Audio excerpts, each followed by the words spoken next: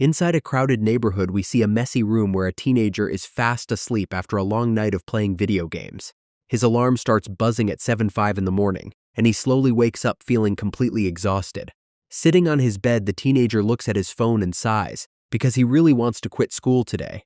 Walking into the kitchen, he finds a little note left by his mother telling him to eat well and head out. After getting dressed in his high school uniform, the boy steps outside his basement home to start another boring day. As he walks down the street, he looks up at the massive luxury apartments that tower over his poor neighborhood.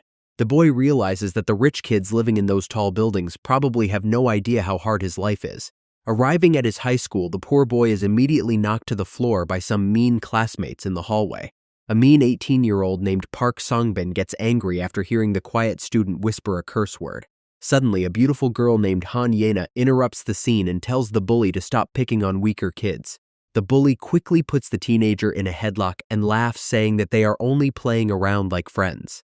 She is not buying his excuses and complains about how annoying they are being in the middle of the school. It turns out that this popular classmate lives in the exact luxury apartment building that the boy looks at from his room. Apart from being extremely famous on social media, she is also highly intelligent and gets the best grades in class. The lucky student is even preparing to study abroad in America next year to continue her perfect life. But the perfect girl has one major flaw because she absolutely despises anyone she considers a poor loser. The boy remembers back in the 8th grade when he finally found the courage to ask if they could walk home together. She immediately rejected him by saying he smelled bad and demanded that he take another route to stay away from her. That was the moment he realized she hated him, and he began to wonder if rich people just naturally smelled better. Even in high school, they end up in the same class where she constantly complains about sitting next to him. He feels pathetic for still liking a girl who crushes his feelings while the school bully destroys him physically. Living this miserable routine every single day makes the student feel completely humiliated by his own life. Outside the school, some classmates chat about the latest anime season and an upcoming offline gaming event. His only friends are two 18-year-olds named Sunho and Byungjun, who are lucky enough to escape the daily bullying. While they discuss concert tickets, the protagonist quietly thinks that he is the only one cursed with a miserable life. The boys suddenly startle him and show a photo of a famous female idol named Jien to see if he wants to join them. With a fake smile, he declines the invitation and stands up to announce that he is completely done with idols. His friends watch him leave and assume his bad mood is because of the recent dating rumors about his favorite star. Entering class number 2-3, the young man sits at his desk, hoping that the boring day will finally end. Nearby, the school bully Songbin loudly brags about his MMA gym training and how easily he could beat up other kids. While the bullies gossip about a student from North Korea, a tough 18-year-old named Kang Hokshiol suddenly confronts them. Songbin immediately snaps and grabs the quiet student by the collar, but his opponent remains completely calm and unfazed. Scared of a real fight, the other classmates quickly step in to separate the two boys before things get worse. Leaning close to the bully, the tough student whispers a chilling warning for him to behave if he wants to stay alive. The bully walks away in frustration, while the protagonist watches the intense interaction with sweat on his face. Sitting quietly at his desk, the teenager looks around the classroom and complains about his terrible school. Walking back home, the student makes a firm decision to quit school tomorrow so he can finally find some happiness. While walking down the street, the teenager gets surprised when the school bully and his friends suddenly corner him. Smiling wickedly, the bully demands that Minjun find a random grandmother to buy cigarettes for them. Knowing he is going to quit school tomorrow, the boy desperately wants to curse the bully out for the very first time. Instead of actually saying anything, he simply ignores the group and continues walking away, which shocks the bullies. His quiet rebellion backfires immediately when the bullies drag him into an empty construction site and beat him up. Grabbing a heavy brick, the angry bully looks down at the bleeding teenager and wonders if he should just end his life. Completely defeated, the poor student looks up and begs the bully to kill him because he has no desire to live anymore. This unexpected response completely stuns the bully while his friends laugh and mock the weird situation. The angry bully kicks him and delivers a dark threat about finding his mother if he actually dies. The other boys think that went too far, so they quickly leave him bleeding alone on the cold concrete. After waking up, the beaten student slowly walks back to his neighborhood, wishing that the world would just end. Suddenly, his feet stop as he looks up at the massive luxury apartment building and contemplates ending it all. Walking straight into the private apartment complex, he decides that he has no reason to continue living. Suddenly, a voice calls out, and he turns around to see his popular classmate Han Yena staring right at him.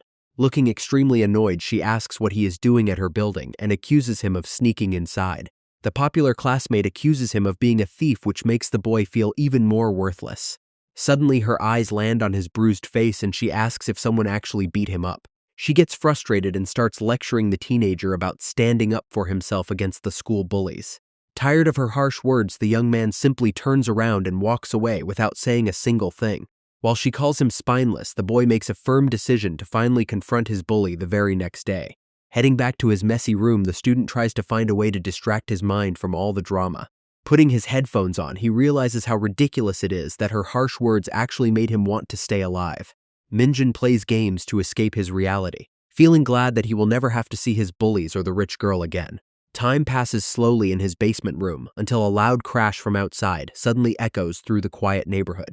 Ignoring the weird sound, the teenager focuses on typing fast and coordinates with his teammates to clear out the zombies. Things get weird when his friends suddenly announce that they have to log off the game right in the middle of their round. Glancing at the clock, he realizes it is already past 10 at night when his friend tells him to check the crazy news. A loud pounding noise suddenly shakes the walls of his apartment and forces him to quickly take off his gaming headset. Walking slowly toward the kitchen, he hears more heavy knocks on the front door and wonders who could be visiting him so late. The persistent banging on his door continues, and the boy starts to feel extremely creeped out by the late visitor. Leaning close to the peephole, he peeks outside and notices his upstairs neighbor begging for help in a weak voice. Seeing blood splattered across the hallway stairs, he assumes the old man is just drunk and made a mess again. Deciding to check on him, the young student slowly turns the doorknob and opens the door to look outside. His eyes widen in complete shock when he notices a massive injury on the man's stomach area. Terrified by the sight, the boy frantically asks if he should dial 119 for an emergency ambulance.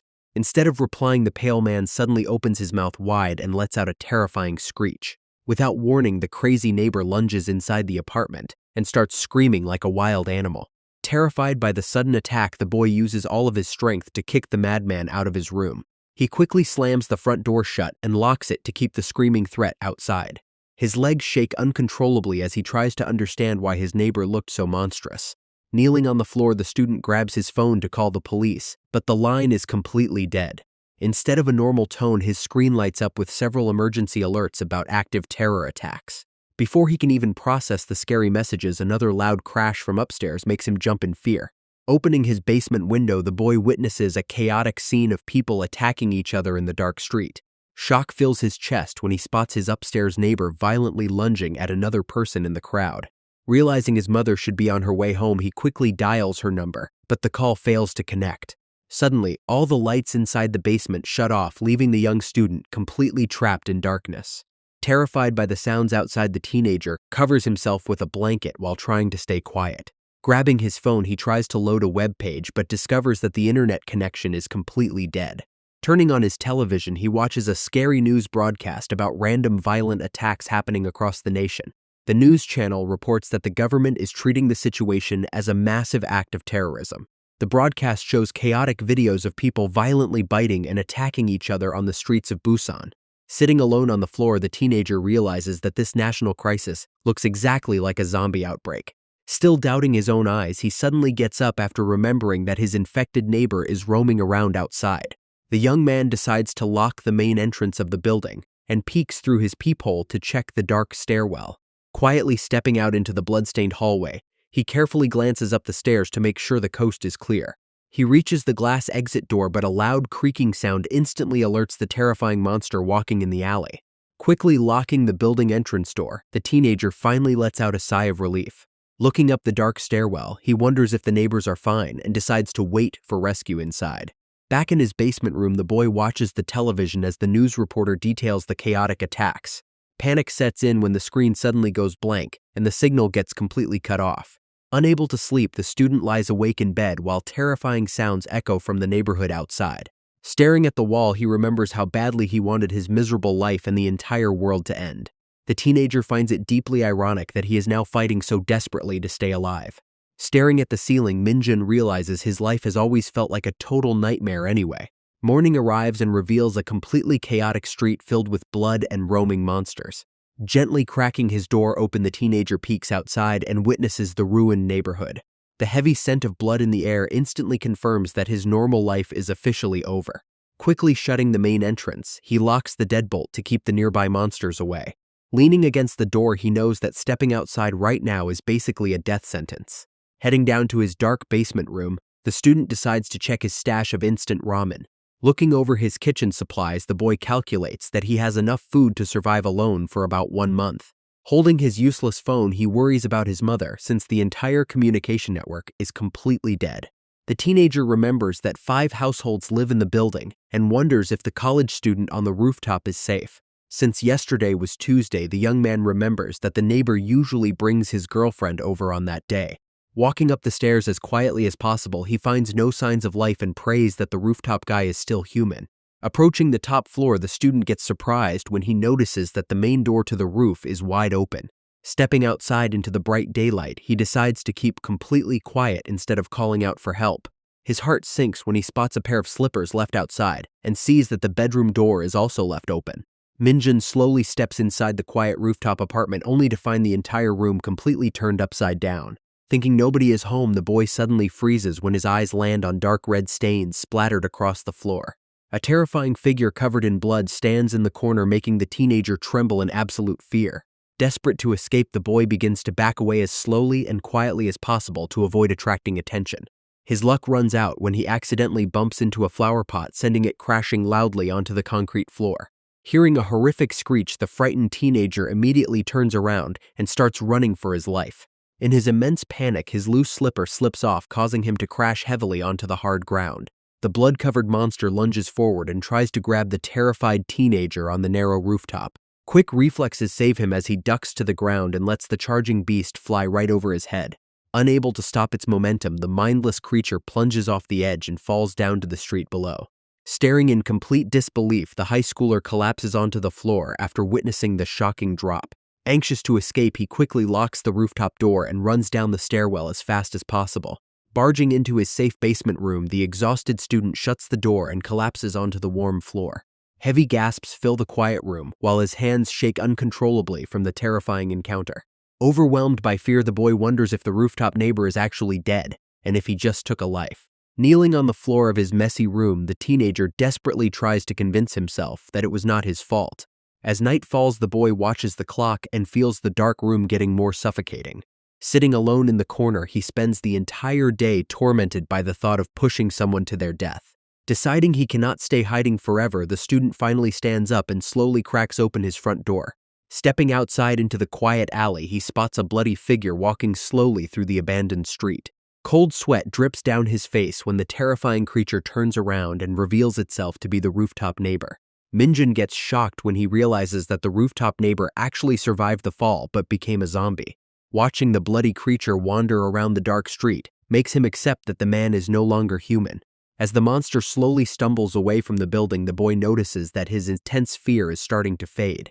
By the 3rd day of the apocalypse, the young student sits in his room eating hot food before the gas gets cut off. He realizes that hiding in the dark basement is a bad idea because his food supplies will eventually run out.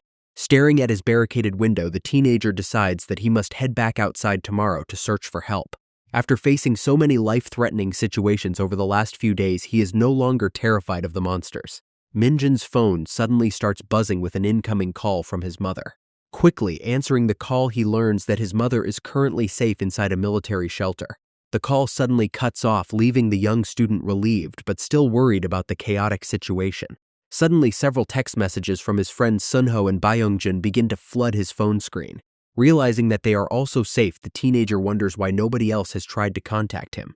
He suddenly thinks of his popular classmate Han Yena, who actually lives the closest to his location. Minjun remembers the time last year when the school bullies came over to his room to hang out and drink. The memory shows the bullies sitting in his room and getting excited when they realize the popular girl is coming over. Stepping through the front door, the beautiful classmate looks completely displeased with her surroundings. The boys happily welcome her inside, but her bare feet instantly get stuck on the dirty apartment floor. She immediately decides to leave, while complaining about the cheap place and how much she despises the poor student. Back in the present, the teenager sits in his barricaded bathroom and wonders if the popular girl is safe from the monsters. His thoughts are suddenly interrupted when a quiet voice from outside the bathroom door calls out his name. Staring at the locked door, the confused student wonders if his own mind is just playing tricks on him. The popular classmate desperately calls out his name from outside, which leaves him completely shocked. Crouching near the taped basement window, she pleads for him to open up because she heard him talking inside. Suddenly, a terrifying growl echoes behind her as a group of blood-covered monsters spots her in the alley. Terrified for her life, the popular girl frantically bangs on the entrance and begs him to respond. Hearing her desperate cries, the boy decides to unlock the door and urges her to get inside immediately. She quickly slips through the entrance, and they shut the door just in time. The mindless creatures slam against the locked glass door, but the teenagers are finally safe inside. Leaning against the wall, she pants heavily after escaping the jaws of those monsters. The popular girl sits on the floor of his messy basement room while trying to catch her breath. The teenager asks if she is okay, but gets surprised when she suddenly grabs his shirt. She collapses onto his chest and begins to shake violently from all the terror. Holding her close in the middle of his messy room, the boy wonders what exactly happened to her. He gently asks if she is fine, and she slowly releases her tight grip on his clothes. Looking up at him, the beautiful classmate actually thanks the protagonist using his full name. She admits that she would have died without his help, which makes the boy blush. He tells her that she is safe now, while she quietly begins to look around his dark room. Looking around the room, the girl asks if he is alone, and he explains that his mother is currently safe with a military unit. When he asks about her own family, she mentions that her dad is safe, but quickly hesitates when bringing up her mother. She quickly changes the subject to ask for some drinking water, because she has not had a single sip in several days. After receiving a bottle, the thirsty girl immediately starts gulping down the precious liquid without stopping. The teenager gets worried about their limited supply, but decides to let it go since she risked her life to reach him. Feeling curious, the young man asks if she came from her building and wonders why she chose to visit his cheap basement. His eyes widen in complete shock when she reveals that she has actually been hiding outside this entire time. The flashback starts 3 days ago when the girl decided to head outside for a quick walk. Suddenly, chaos erupted in the middle of the street as screaming crowds began running away from some invisible threat. She ran blindly until finding a safe stairwell, and the boy gets shocked to hear she survived all alone. The popular classmate explains that she managed to sneak into a small meeting room with a locked inner door. A small bottle of water she luckily found inside kept her going for days. By the 3rd day, hunger forced her outside to search for help while dodging dangerous monsters. Spotting infected people blocking her path, she decided to take a detour through a quiet alley. Her detour led her straight into his poor neighborhood, which she had to cross to reach her own apartment. The girl recalls running through the dangerous streets because she had no other choice but to find his basement home. Remembering his exact address, she carefully dodges the zombie-like creatures roaming around the quiet alleys. Back in the present, the teenager admits he is glad to see her and praises her extreme courage for stepping outside. Feeling extremely hot and sticky, the popular classmate stretches her arms and asks if the tap water is still running. The boy points out her sweaty clothes and kindly offers to let her borrow some of his clean shirts. Instead of thanking him, she takes offense to his comment and immediately starts beating him up in frustration. After releasing her anger, the beautiful classmate heads toward the bathroom to take a quick shower instead. Left alone in the middle of his messy room, the poor student wonders why she suddenly got so angry at him. While the girl showers in the next room, the young man sits on the floor trying to process the crazy situation. Having another person to feed means his 1-month supply of food will now run out twice as fast. Thinking about how the popular girl is actually showering at his place feels as unreal as the zombie apocalypse. He remembers how she used to treat him like a total bug and would never even make eye contact at school. Suddenly, the bathroom door swings open, and the girl casually demands that he lend her some clean clothes to wear. The nervous student quickly scrambles to his closet and offers her some of his own pajamas. Holding the shirt up to her nose, the girl immediately complains about the terrible musty smell of his laundry. Even though she absolutely hates the scent, she realizes there are no other options and decides to just put it on. The girl complains about the terrible smell, while the boy tries to explain that he washed the clothes recently. The boy wonders how she can care about odors during an apocalypse while scary growls echo from the streets outside. After finishing some instant noodles, the popular classmate asks what their next plan is while waiting for rescue. He mentions his plan of moving to a different location, which immediately causes the terrified girl to panic. The teenager reassures her that they can stay put, but she immediately worries about what happens when food runs out. He explains that their only option would be to raid neighboring apartments, even though infected monsters might be inside. Standing up in complete fear, she refuses to leave the room and suggests waiting until the food actually runs out. Yenna explains how dangerous the streets are, but the boy realizes she managed to travel a whole kilometer safely. The popular classmate looks downcast while her companion explains that the monsters spread their disease through bites. Looking away, the protagonist calmly admits that he does not care about getting infected since he has nothing to lose. This statement makes her furious because she has big plans to study abroad in America next year and wants to live. He suggests that staying safe is easy since some monsters are heavily injured and move much slower than a normal sprint. The teenager smiles and suggests they should treat this survival situation like a simple game of childhood tag. She calls him crazy and points out that she is actually terrified of the dangerous creatures outside. Feeling completely exhausted, the beautiful girl decides to lie down on the floor and demands some blankets. The teenager gets totally confused when his classmate suddenly gets angry at him for setting up his blanket nearby. She points toward the dark kitchen and bossily demands that he sleep over there instead of next to her. The girl dramatically sighs and claims she will take the worst spot since she is just an uninvited guest. She even threatens to sleep in the dangerous hallway until the panicked boy frantically begs her to stay inside. His plan totally backfires and he ends up lying on the hard kitchen floor while she takes the comfortable bed. Despite losing his own bed, the teenager feels somewhat relieved because he is no longer facing the end of the world alone. Terrifying growls from the monsters echo through the dark streets while the two classmates try to sleep through the night. Yena lies awake in the dark and suddenly calls out to Minjin, which completely catches him off guard. He kindly invites her to sleep on the bed since she is too terrified to stay alone in the dark corner. Even with terrifying monster noises echoing outside the barricades, she finally gets some comfortable rest. Shedding silent tears under the blankets, the popular girl admits to herself that she really misses her mother. Sitting quietly by the door, the teenager hears her soft whimpering and realizes how scared she actually is. Morning finally arrives over the city, revealing infected monsters roaming around the blood-stained balconies. The boy stands nearby in his glasses and wonders how long his classmate plans on sleeping through the day. After sleeping soundly despite her fears, the beautiful classmate finally wakes up late in the morning. The girl gets surprised when she notices her companion putting on a jacket and preparing to head back to the rooftop. She quickly warns him about the dangerous monsters up there, but the teenager calmly promises to just avoid them. After she frantically refuses his invitation to join him, the boy decides to leave her behind and head out alone. Walking quietly up the concrete stairs, the young man carefully prepares himself for whatever lies ahead. He suddenly stops when he notices a massive crack on the glass door and realizes it will not hold much longer. Continuing his climb up the dark stairwell, the teenager wrinkles his nose after detecting a terrible smell. Yena follows the protagonist up the stairs to the rooftop, while feeling extremely anxious about what they might find there. Stepping inside the apartment, the young man spots a bloody body and realizes that the rooftop neighbor's girlfriend is dead.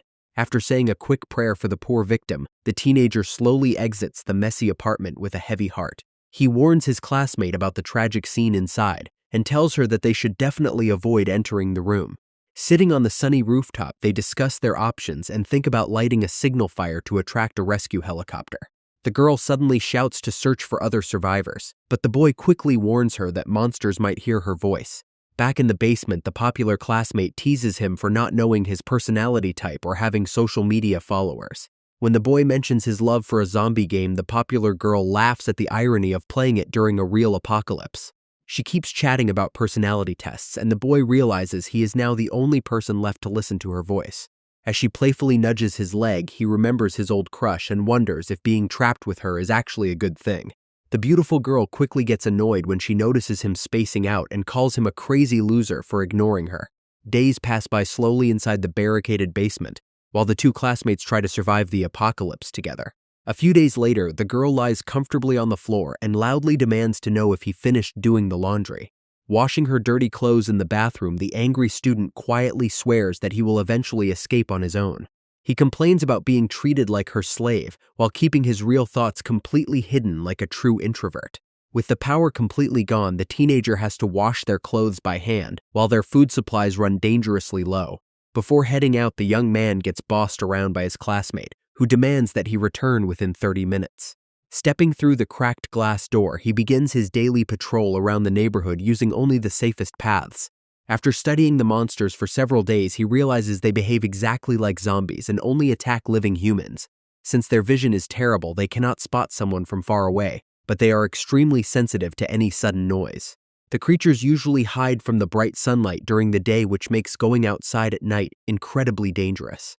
Watching them gather in the shadows, the teenager realizes that their behavior is identical to his favorite zombie video game. Thinking about his favorite video game, the teenager suspects that this horrific outbreak is not just a coincidence. Looking out at the quiet neighborhood, he fears that the real end of the world is only starting. Inside the dark basement room, the beautiful classmate sighs in boredom after finishing all the comic books. She gets highly annoyed that the protagonist is taking so long and decides that she needs to train him better. The loud sound of a flying helicopter suddenly echoes from the sky and briefly captures her attention.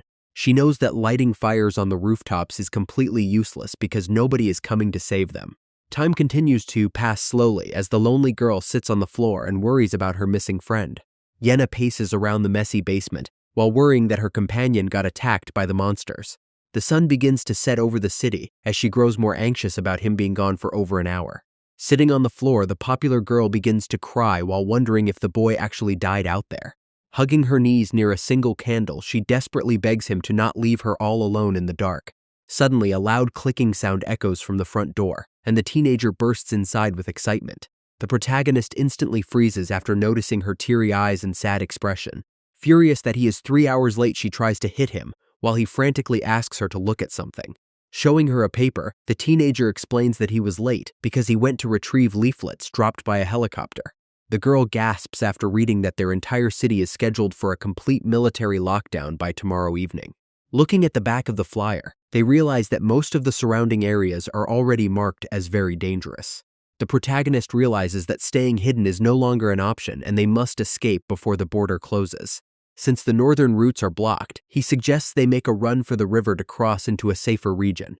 Packing his backpack, the teenager hopes to find a secure military base set up in a nearby neighborhood with low infections.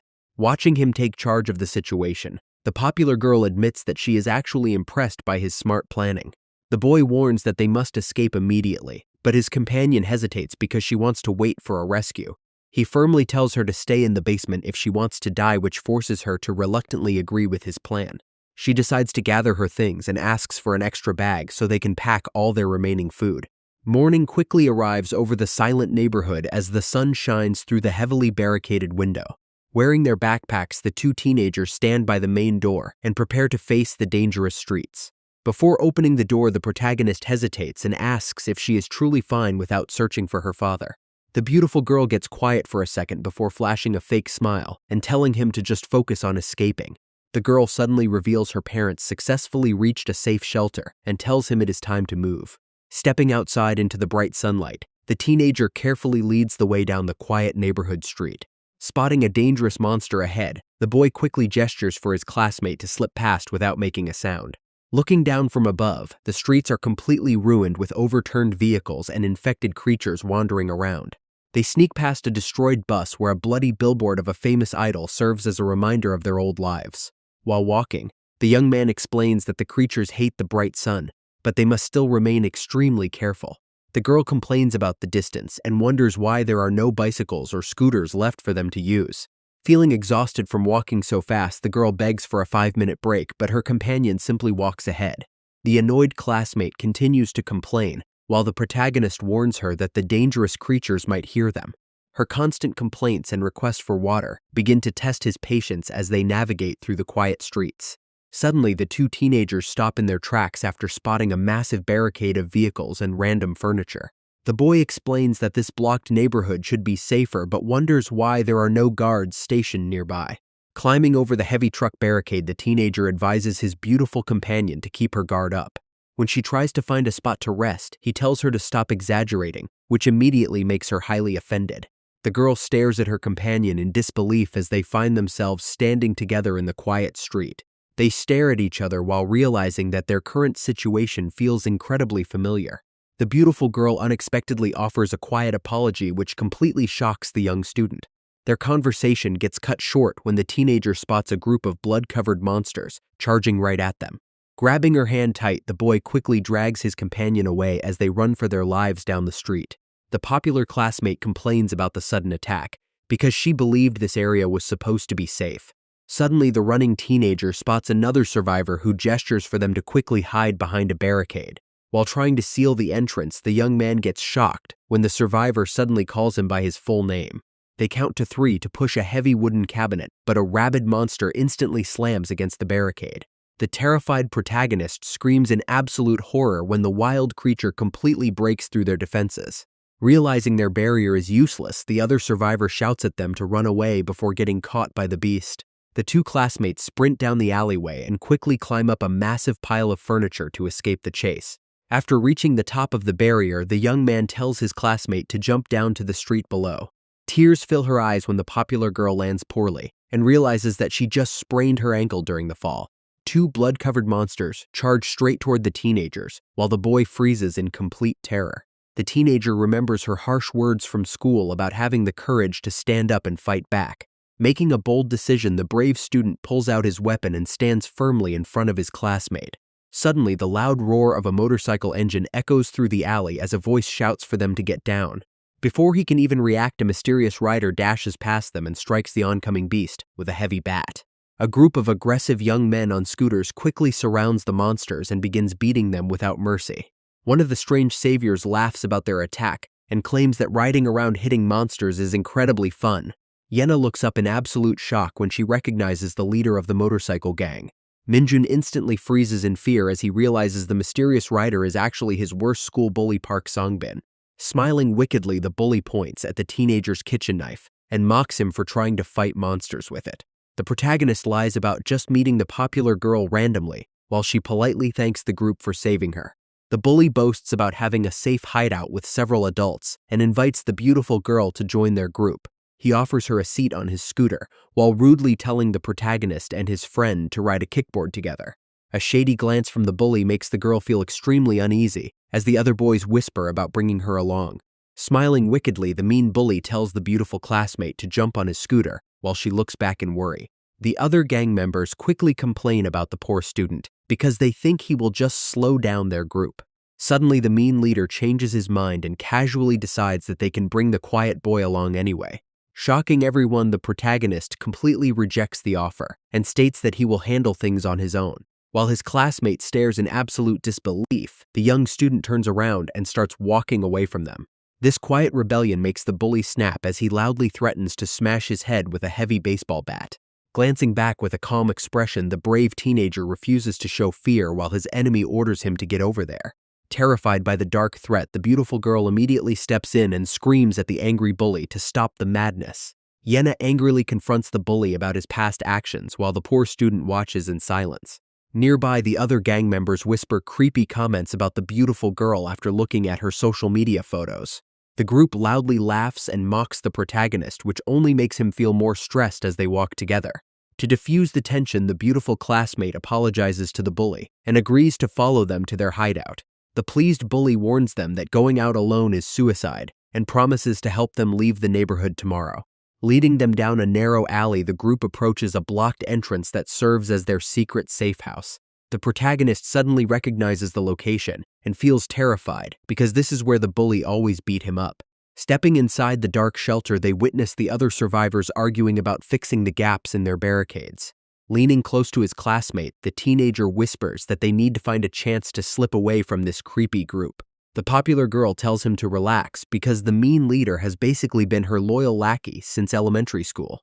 The boy warns her that she is being naive since she does not understand how dangerous these guys actually are. Stepping forward, the protagonist bravely announces to the group that they have decided to head back instead of staying. She explains they must reach the shelter where her parents are, but the bully coldly replies that the entire area was wiped out. Songbin demands to know why she would risk her life to travel with a massive loser when she could stay with him. Feeling extremely nervous, the beautiful girl insists that they really must go and tries to turn around to leave. Suddenly, a loud whack echoes through the hallway as a heavy bat slams down to block their escape route. The bully blocks them and demands that they stay until tomorrow, while mocking their sudden closeness. Anxious and angry, the beautiful girl clenches her fist while trying to stand her ground against him. Knowing how dangerous things could get, the protagonist steps in and suggests that they just follow the group. The classmate reluctantly agrees because night is falling as they follow the leader deeper into the alleyway. Minjun carefully inspects the hideout and notices that their wooden barricades are actually poorly made. Stepping closer to the terrified girl, the young student gently taps her arm and whispers for her to not worry. Looking at his frightened classmate, the boy promises to stay by her side during this crazy journey. Suddenly, a loud crash startles them as blood-covered monsters begin banging against the thin walls of the safe house.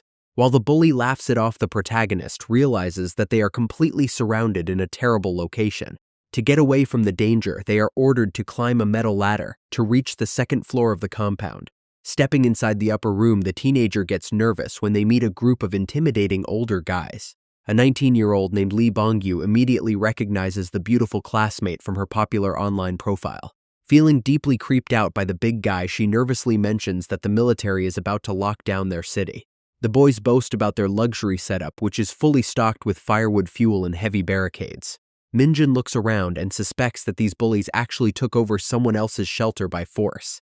Hearing the older guys make creepy comments about her, she instantly regrets not listening to his warnings. Taking a deep breath, the popular girl taps the school bully on the shoulder and asks to talk in private. She complains about the creepy atmosphere and demands that he let her leave the base right away. The girl says she is heading back because she does not believe his stories about the blocked river bridges. When the popular girl tries to leave, the bully suddenly grabs her arm and aggressively refuses to let her go. Gathering his courage, the protagonist steps in and demands that his classmate be released immediately. The bully only laughs at his quiet rebellion and dares him to use his kitchen knife if he is not a coward. Suddenly, the older student walks in to see the drama, and the bully quickly tries to play down the situation. He immediately snitches about the weapon, which prompts the big guy to demand the boy hand it over. Holding his kitchen knife, the teenager realizes he cannot take on 5 older guys all by himself. The secondary bully towers over him and demands complete obedience under their ridiculous rules. Suddenly, the creepy leader grabs the popular girl and tries to force her inside his deluxe camping tent. To buy some time, the terrified girl acts cute and nervously asks the big guy for some food instead. The leader happily agrees to throw a massive food party, while the protagonist feels completely disgusted. Looking outside, the young student realizes that this place has become a completely lawless zone with no police. Watching the beastly guy touch his classmate, the teenager knows she is in extreme danger around these thugs. Desperate to rescue her, he contemplates luring the nearby monsters inside to create a chaotic distraction. Looking at the older survivors, the worried teenager doubts that they can actually trust any of them. He realizes they must sneak out tonight while everyone is asleep before the thugs try to do anything to the girl. Things get extremely tense during dinner when the popular classmate accidentally insults one of the aggressive bullies. The bully orders him to deliver some grilled meat to the older men, so he adds his own share to make the plate fuller. Stepping closer to the suspicious group, the boy politely offers them the food, which unexpectedly earns him their thanks. As night falls over the city, the 2 classmates sit quietly by a burning barrel while trying to plan their next move. Suddenly, a loud voice calls out her name, which instantly makes the popular girl freeze with fear. The large guy tells them to come relax, but the girl refuses and quietly plans to escape during the night. Getting angry at her cold attitude, the older thug steps forward, but the school bully surprisingly tells him to back off. Suddenly, the situation escalates as the bad guys decide to drag the poor student toward a dangerous ledge. The 2 bullies struggle to lift his weight and start counting to 3 before throwing him off. In a desperate move, the teenager tightly grabs his attacker's jacket to make sure he does not fall alone. With a wild look, the protagonist drags the shocked bully down with him as they both plummet into the darkness. Hearing a loud crash from below, the remaining gang members realize that their friend just fell with the student. Both boys land heavily on the cold ground below while groaning in intense pain from the massive drop. Groaning in intense pain on the ground, the school bully realizes his leg is completely broken from the high fall. When the protagonist tries to walk away, the desperate bully quickly grabs his leg and blames him for the injury. Before they can argue any further, a blood-covered monster suddenly attacks the screaming bully from behind in the dark. Witnessing the brutal attack from above, the remaining thugs panic and immediately decide to abandon their companion. Taking advantage of the sudden chaos, the popular girl immediately turns around and sprints away to escape. Angry at her escape, one of the aggressive thugs quickly chases after her through the dark construction site. Even though the thug screams for her to stop, the brave girl leaps down the metal scaffolding and keeps running. The angry thug screams while the terrified girl balances on some thin wooden boards to find a way out. Looking back in panic, she hears him shouting threats as he slowly closes the distance between them. Gathering all her strength, the brave classmate leaps across a massive gap and lands safely on the opposite roof. Stumbling onto her feet, she gets shocked to see that the aggressive attacker is already right behind her. Preparing to jump, the massive guy steps on a weak structure that instantly snaps under his heavy weight. With a look of pure confusion, the bully loses his balance and crashes heavily onto the concrete below. Witnessing his terrible fall, the popular girl realizes she finally has a golden chance to escape. Standing on the roof edge, the girl starts shouting at the top of her lungs to attract the nearby monsters. The thug gets completely shocked when she points him out and screams for someone to catch the bad guy. Suddenly, several blood-covered monsters rush into the alleyway and chase after the screaming bully. While the thug runs for his life, the beautiful classmate clasps her hands and worries about her companion. Spotting the protagonist stumbling in the dark alleyway, she feels relieved and whispers for him to climb up. Grabbing the metal pipes, the exhausted student uses all of his remaining strength to reach the upper level. Reaching out with both hands, the popular classmate grabs his arm and pulls him up with all her strength. The exhausted student collapses onto the floor and explains that he avoided the bites but feels extremely dizzy. Suddenly, a loud shout from an angry thug forces the two teenagers to quickly plan their next escape route. While trying to run, the weak boy loses his balance and crashes back down onto the cold ground. Refusing to leave him behind, the brave girl supports his weight and slowly drags him down the narrow street. Terrifying screams and monster growls echo through the night as the neighborhood gets more dangerous. Deeply worried about the sounds, she holds him tight and realizes they cannot survive in the dark for long. The boy tells his companion to save herself, but she completely rejects the idea and promises to find a hiding spot. The brave girl makes a firm promise to save her companion no matter what happens next. Supporting his heavy weight, she slowly carries him through the dark alleys while avoiding any bad smells. Suddenly, she stops walking when she notices an open door leading into a quiet building. Carefully stepping inside the dark hallway, she peeks around the corners to make sure no monsters are nearby. Deciding that they need a quick break, she gently brings the exhausted boy into the empty room. The weak teenager suddenly collapses to the floor, making the girl panic and beg him to stay safe. Tears fill her eyes as she looks at her friend and softly admits that she was completely wrong about him. Yena cries and blames herself for all the terrible things that happened to her companion. Suddenly, some heavy footsteps echoing in the quiet hallway catch her attention and fill her with immense dread. She nervously looks toward the entrance as a dark shadow slowly begins to approach their hiding spot. A man holding a large axe suddenly bursts into the room but quickly stops when he realizes they are human. Looking closely at his face, the popular girl instantly recognizes him as the brave savior who helped them earlier. The man is also incredibly relieved to see that the two teenagers actually managed to stay alive. His expression quickly changes to panic when he notices the poor student lying unconscious and bleeding on the floor. Yena worries about the wounds, but the brave man tells her it is just a knife cut. Suddenly, a dark hand covers the girl's mouth as some creepy thugs laugh about finding her. The bad guys try to knock her out with a spiked bat when she starts resisting their grip. Stepping forward, the heroic savior tells the bullies that they have exactly 3 seconds to get lost. Refusing to run away, the thugs decide to eliminate the man and charge at him with their weapons. Dropping his heavy bat, the skilled fighter quickly pulls out a sharp pocket knife instead. Dodging the attack, the savior swiftly slashes his enemy and leaves him groaning on the cold floor. The angry thug grabs the popular girl and threatens to hurt her if anyone tries to make a move. Suddenly, a swift strike hits the bad guy and knocks him down, which leaves the classmate completely shocked. She is surprised to recognize their savior as her tough classmate named Kang Hakyol.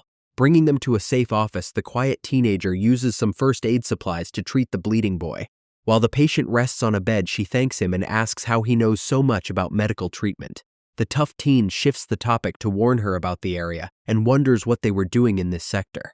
She explains how they got captured by the school bully and how the entire place was destroyed by monsters. Wiping his blade, he mentions that the bully might still be alive and reveals that the safe zone is just a false rumor. After the system collapsed, the number of infected increased drastically and dangerous people began to roam the streets. Wiping his blade, the tough teen warns her that Northern Seoul has become a lawless zone where nobody is safe. The girl wonders why he is staying in such a dangerous place, but he quietly replies that he has his own reasons. She gets completely shocked when the boy suddenly announces his plan to travel to Gangnam tomorrow at dawn. He explains that all the main bridges leading south have already been blocked by massive shipping containers. Fleeing crowds caused a massive panic near the river, which is now completely crawling with dangerous monsters. When she asks how he got this information, he reveals that other survivors showed him photos as proof. Pointing to a lantern, the tough survivor suggests using a small boat to sneak across the water without getting caught. The girl wonders if Gangnam is truly safe, but the tough teen explains that his sister is currently waiting there. He recalls the day after the outbreak, when they went to a temporary shelter where the military soon arrived. Since they prioritized kids, the soldiers evacuated his little sister straight to the Gangnam shelter. The rescue team never returned to help the others, so the popular classmate asks about his uncle. Tears almost fall as he explains that the shelter got attacked and his uncle did not survive the escape. The tough boy packs his heavy backpack and announces he is leaving at dawn, which completely shocks his classmate. The popular classmate desperately begs the tough teen to take them along, but he refuses because it is too risky. He points at the sleeping protagonist and explains that the poor student badly needs some rest right now. Clasping her hands, she begs him again and explains that they are completely lost and need to find his mother. The tough student quietly observes her and remarks that she has changed a lot since their normal high school days.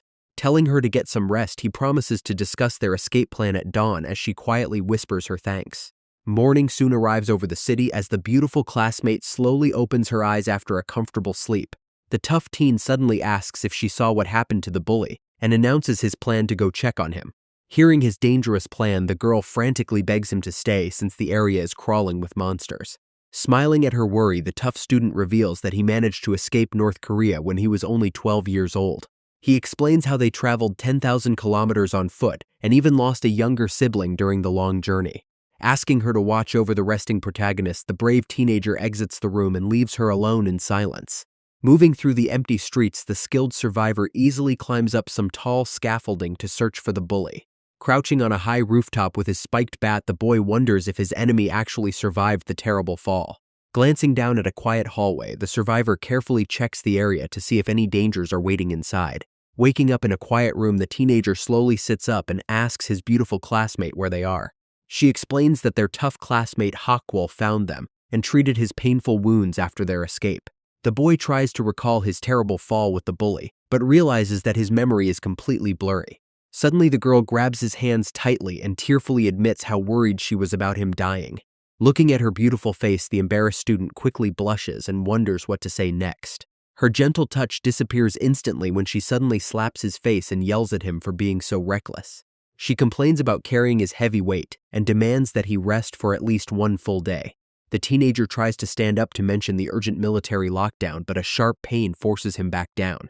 The popular classmate angrily orders the injured boy to stay still and stop trying to move around. A sudden knock on the door startles the two teenagers before their savior finally walks back inside. The tough student drops a black backpack onto the floor and asks the boy if the bag belongs to him. He explains that he retrieved the bag from the construction site and even saved some emergency food. The protagonist gets highly excited when the tough teen hands over his missing pair of glasses.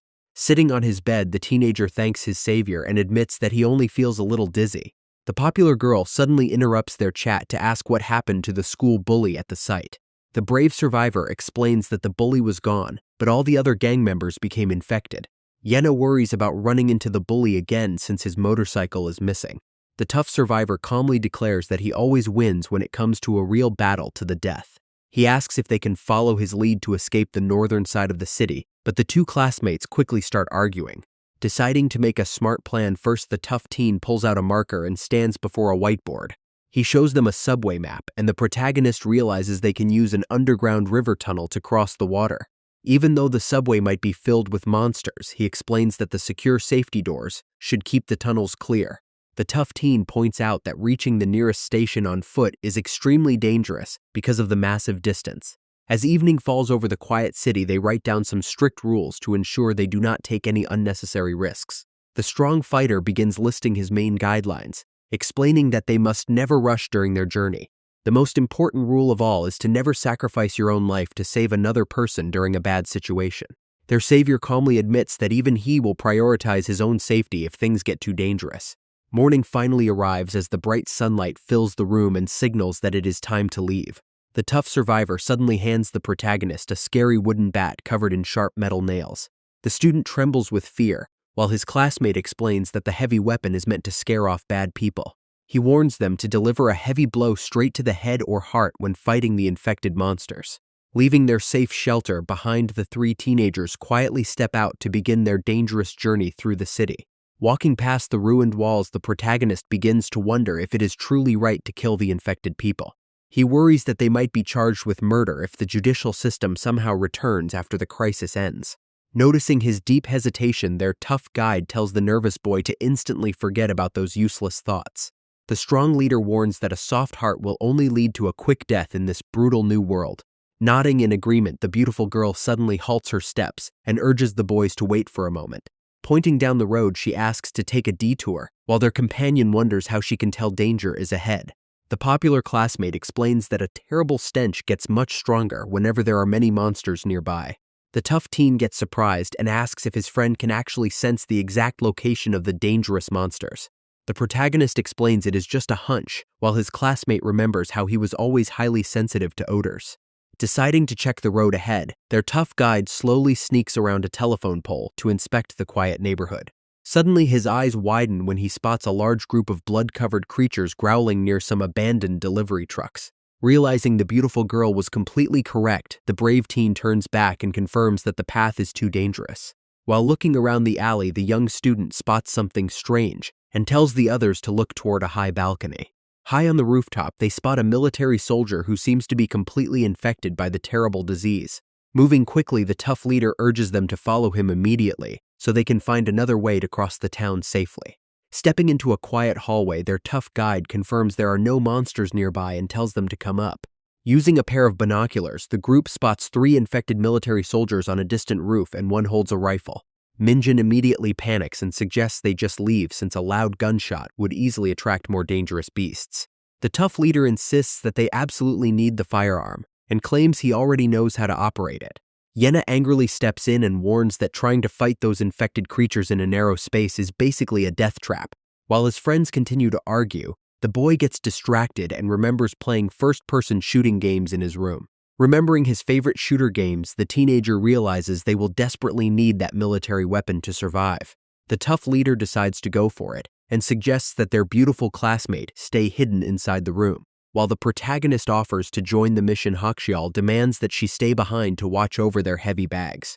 Stepping into the dark hallway, the boys manage to quietly slip past a blood-covered monster without making any noise. Moving up the concrete stairs, their tough guide asks the young man if he feels terrified of these infected creatures. Reaching the sunny rooftop, the teenagers carefully hide behind a cabinet to study the 3 infected military soldiers. The tough leader observes the 3 infected soldiers on the roof and says that a stealthy approach is too difficult. He asks if the teenager can use throwing knives, but the boy explains that a small blade will not stop these monsters.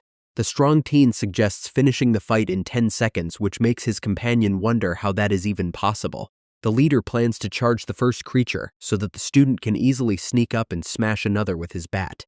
While the boy worries about failure, his companion tells him to simply stay focused and avoid getting bitten by the beasts. Noticing his hesitation, the tough student explains that survival comes first and they must do whatever it takes to live. The protagonist nods in agreement as he remembers that the infected creatures roaming the streets are no longer human. Stepping closer to the target, they ready their weapons and prepare to launch their fast and dangerous rooftop attack. The tough leader initiates the surprise attack while the loud monsters scream in rage. Charging forward with his sharp blade, the brave teen aims for a quick defeat to take down the first creature. He delivers a fast strike, expecting a quick victory, but gets surprised when the enemy resists the hit. Seeing the other threats rush toward him, the skilled fighter realizes he must quickly defeat at least one. Another quick slash is not enough, and the strong beast grabs him tight while screaming like a wild animal. Sensing the extreme danger, the tough leader shouts for his companion to finally join the chaotic battle.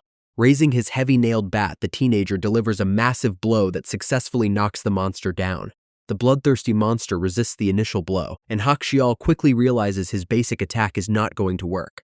Focusing on the main threat, he targets the zombie with the firearm and drives his pocket knife deep into its neck. They both tumble to the hard concrete, and his only blade slips out of his hands, leaving him completely unarmed. Another infected soldier rises while a different beast suddenly corners Minjin and forces him to fight for survival. Staring at the weapon, the tough fighter prays that the rifle has at least 2 bullets left so they can survive. Using his incredible speed, he grabs the gun and quickly loads a round while the heavy monsters pin him down. Meanwhile, the main protagonist struggles with all his strength to keep the rabid beast from biting his face. Struggling against the heavy monster, the terrified student screams for his friend to save him. Praising the boy for his bravery, the tough survivor quickly aims the loaded rifle with his left hand. A deafening gunshot echoes through the entire area and startles the beautiful classmate waiting downstairs. Anxiously peering through her binoculars, she gets deeply relieved to see both boys standing safely on the roof. The tough leader praises his companion for the distraction and admits it was his first time shooting left-handed. Removing the metal magazine, the skilled fighter counts only 3 bullets left inside their new weapon. Suddenly, scary growls from the street remind them that the loud gunfire is actively attracting more monsters. Desperate to find more ammo, the boys quickly search the dead soldiers before the oncoming swarm surrounds them. Yena wonders where the boys went and decides to head downstairs to wait for their return. Suddenly, loud screams echo through the air, and she spots several monsters gathering in the street below. Feeling extremely worried, she wonders how her companions will make it back to this dangerous sector. Her heart stops when a bloody creature down below suddenly looks straight up and flashes a creepy smile. Sliding down to the floor, she covers her mouth in absolute terror and wonders if the beast actually saw her. The quiet hallway becomes incredibly suffocating as terrifying growls begin to echo from the dark stairwell. Hearing a loud crash against the door, the frightened classmate trembles and realizes she is in deep trouble. The girl remembers that they closed the second-floor door and blocked the entrance before leaving. Hearing a terrifying growl nearby, she wonders how a monster could have managed to get all the way up here. Heavy footsteps echo in the dark as a blood-covered creature slowly climbs the concrete steps toward her room. She quickly hides behind some cardboard boxes and covers her mouth to keep herself from making any noise. The terrifying beast turns around and reveals a creepy smile before slowly stumbling closer to her hiding spot. Shaking with fear, the popular classmate silently cries, while hoping the creature will not notice her presence. Suddenly, the mindless monster spots her and lunges forward with a loud screech to attack the helpless girl. Yena is terrified, but her 2 classmates suddenly show up to rescue her from the dangerous monster. After returning to the safe office, the tough teen gets shocked to hear that a monster actually smiled at her. The protagonist explains how the main door block was broken as if someone did it on purpose.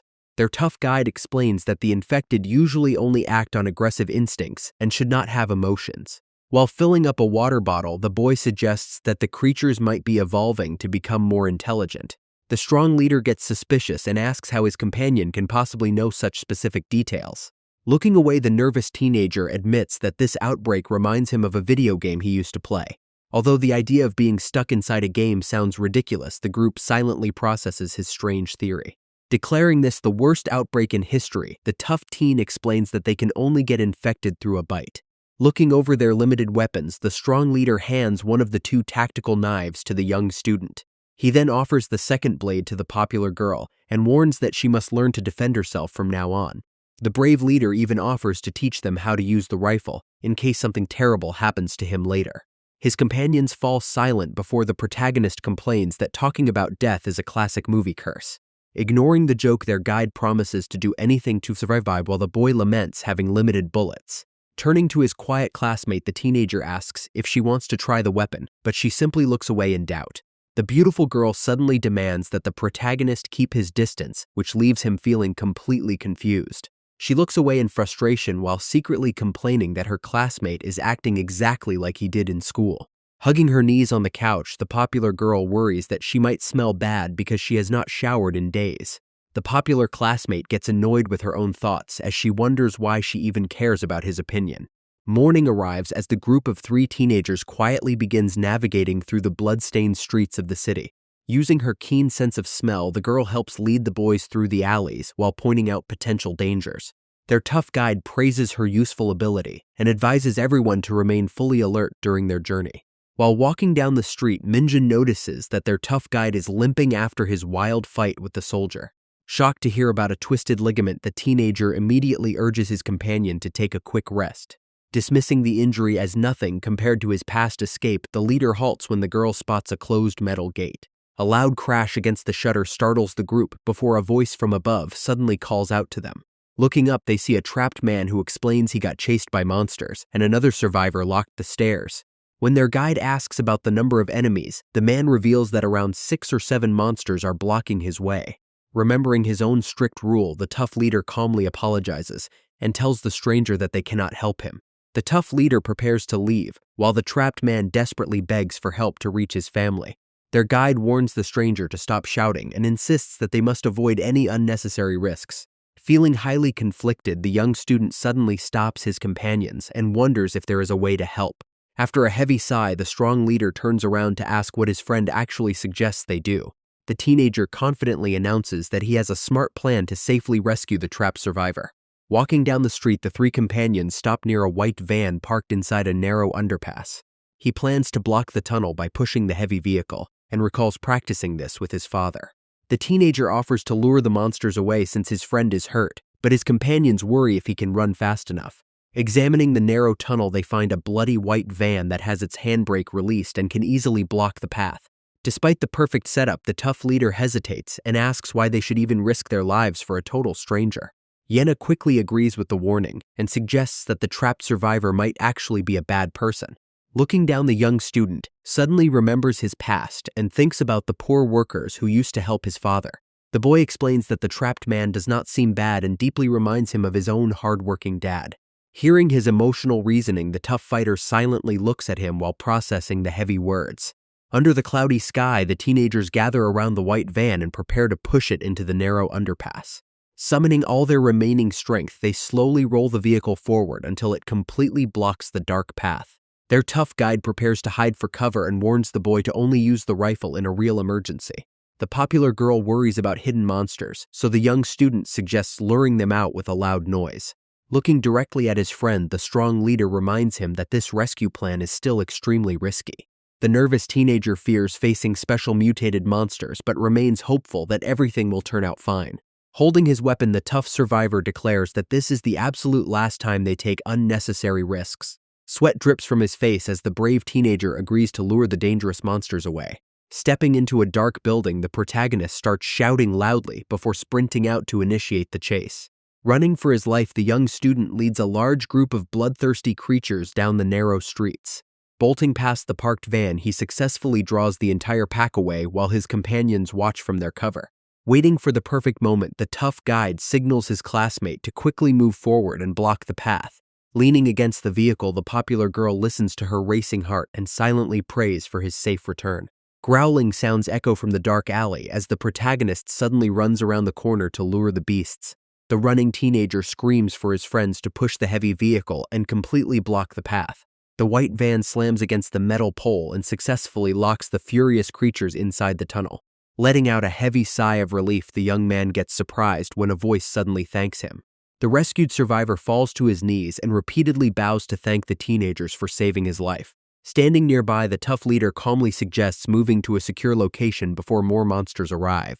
Resting inside a closed street tent, they inspect a pile of gas canisters and discuss how they managed to get power. The man shows off his massive food supply and explains that he risks his life every day searching for his daughter. The teenager notices how polite the stranger is and immediately realizes that this survivor is truly a kind person. He explains that he left his family to find his daughter, but got trapped in the chaos and barely managed to survive. Looking at their powerful weapon, the man wonders where the young group managed to find a military rifle. Since night is quickly falling, the generous stranger offers to let the three teenagers spend the night at his house. Their tough leader accepts the kind invitation, which makes the young student wonder if they can really trust him. Walking through the quiet neighborhood, they finally arrive at the building and prepare to step inside. Arriving at the detached house, the teenagers notice that the strong walls and solar panels make it a perfect refuge. Before stepping inside, the tough leader suddenly reloads his rifle to prepare for any unexpected danger. The rescued survivor nervously tells the group that his friends inside are harmless and they do not need to worry. Entering the dark office building, the man loudly calls out for his family while the teenagers inspect the quiet rooms. Suddenly, a loud banging noise shakes the door before a blood-covered foot violently kicks the entrance wide open. A dangerous stranger holding a bloody kitchen knife bursts inside while complaining about almost dying on the streets. The crazy killer mutters that he has killed more humans than monsters and wishes a bomb would just destroy the entire area. Looking around the dark office, the exhausted intruder decides to sit down and rest in the cozy room. Looking at the whiteboard, the creepy intruder smiles as he notices the survival plans left behind by the students. He realizes they were hiding there recently and wonders if they will try to cross the river using the 5th subway line. Meanwhile, the rescued survivor happily rushes toward his home while shouting to let his family know he is finally back. The tough leader quickly stops his companion and announces his decision to step inside the dark house first. As the man calls out for his wife, the cautious teen sneaks inside with his rifle ready to take the house by force. A wave of relief washes over them when they witness the emotional man tightly hugging his crying wife and young son. Feeling a bit awkward, the young teenagers stand in silence before the grateful family warmly thanks them for their help. The friendly mother welcomes them warmly and happily offers to prepare some delicious food for the tired teenagers. Hearing that they can actually take a hot shower makes the popular classmate feel extremely relieved after her long trip. The housewife holds her hands tightly and praises her gorgeous looks by saying she looks exactly like a famous star. Her happy expression fades as she sadly explains that her college student daughter went missing during the outbreak. Hoping to comfort the sad mother, the beautiful girl gently reassures her that the missing daughter is probably fine. The grateful woman thanks her and insists on cooking before offering to lend the girl some clean outfits to wear. Suddenly, a small child briefly peeks around a wooden cabinet before quickly running away to hide in a dark corner. Watching the shy boy escape, the young student realizes that this must be the elementary school son of the family. Sitting on the sofa, the tough student reveals his heavily swollen ankle after their intense fights. Deciding to rest, they agree to secure the house while the protagonist admires his companion for never letting his guard down. Meanwhile, the popular girl enjoys a warm shower and feels incredibly relieved to finally wash away all the dirt. Under the running water, she recalls his brave distraction and admits that her quiet classmate actually has some real guts. As evening arrives, the grateful family prepares a delicious hot meal for the group to enjoy after days of starving. During dinner, the father asks how they plan to reach the southern district since all the main roads are completely blocked. Their tough leader reveals they plan to use the underground subway line 5 tunnel, which completely shocks the man. The father introduces himself as Seo Jae-hoon, a 50-year-old professor, and reveals his daughter was last seen at line 5. The tough student realizes that this station is their final destination near the river, which is only 7 stops away. Nodding in agreement, the man hopes his missing daughter is still alive, since they also plan to use that exact subway. Traveling by car became impossible after he got stranded in traffic and found the station completely overrun by monsters. After hearing the story, the tough guide asks about the road conditions and learns that most streets are blocked by debris. Hearing about the blocked streets makes the group leader realize that driving a vehicle is definitely out of the question. To break the heavy tension, the friendly professor laughs and suggests that everyone should formally introduce themselves. Night soon falls over the quiet neighborhood while the survivors prepare to rest inside their temporary sanctuary. The kind mother shows the teenagers the bedrooms and suggests that they split up to get some comfortable sleep. Wanting to stay close to the boys, the beautiful classmate nervously declines the private room to sleep in the living room. When the protagonist teases her about being scared to sleep alone, she gets embarrassed and quickly punches him in the chest. The girl angrily mutters that he is extremely annoying while the confused teenager wonders what he did wrong this time. As night falls over the quiet neighborhood, the survivors finally turn off the lights and wish each other a peaceful night. Sitting on the sofa with his loaded rifle, the tough leader keeps watch to make sure that they stay completely safe. Time passes slowly in the dark living room as the exhausted teenagers finally fall asleep after their long and tiring journey. Lying awake in the dark room, the beautiful girl notices that their tough guide is already fast asleep. Sitting up quietly, she looks at her classmate and suggests having a quick chat since they are both wide awake.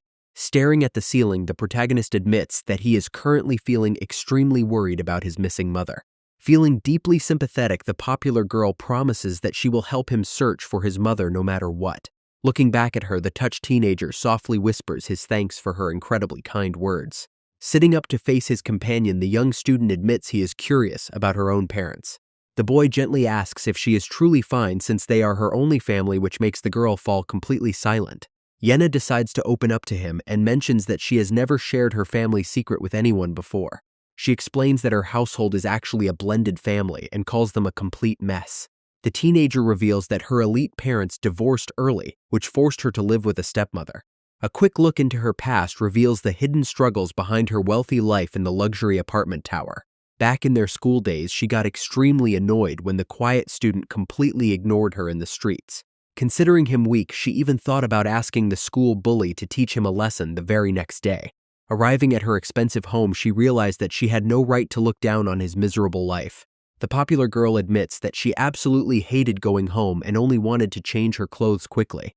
Stepping inside, she got shocked to find messy shoes on the floor along with some very weird noises from the room. Hearing strange noises as she enters her home, the popular girl remembers how her stepmother always cheated on her father. The angry stepmother suddenly confronts the teenager for coming home early and demands that she ring the doorbell next time. She boldly mocks her stepmother for having affairs, which instantly sparks a massive shouting match between the two women. The secret lover suddenly steps out of the bedroom while the mean stepmother refers to the girl as her husband's spawn.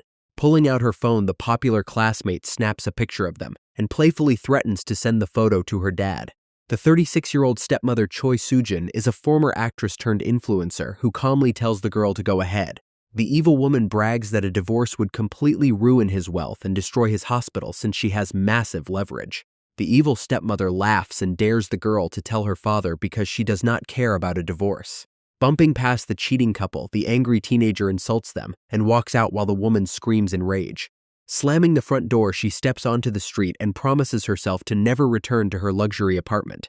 The young girl has no idea that the entire world is scheduled to end on the very next day. While hanging out at a local karaoke room, she gets surprised when her friend suddenly leaves due to a family emergency.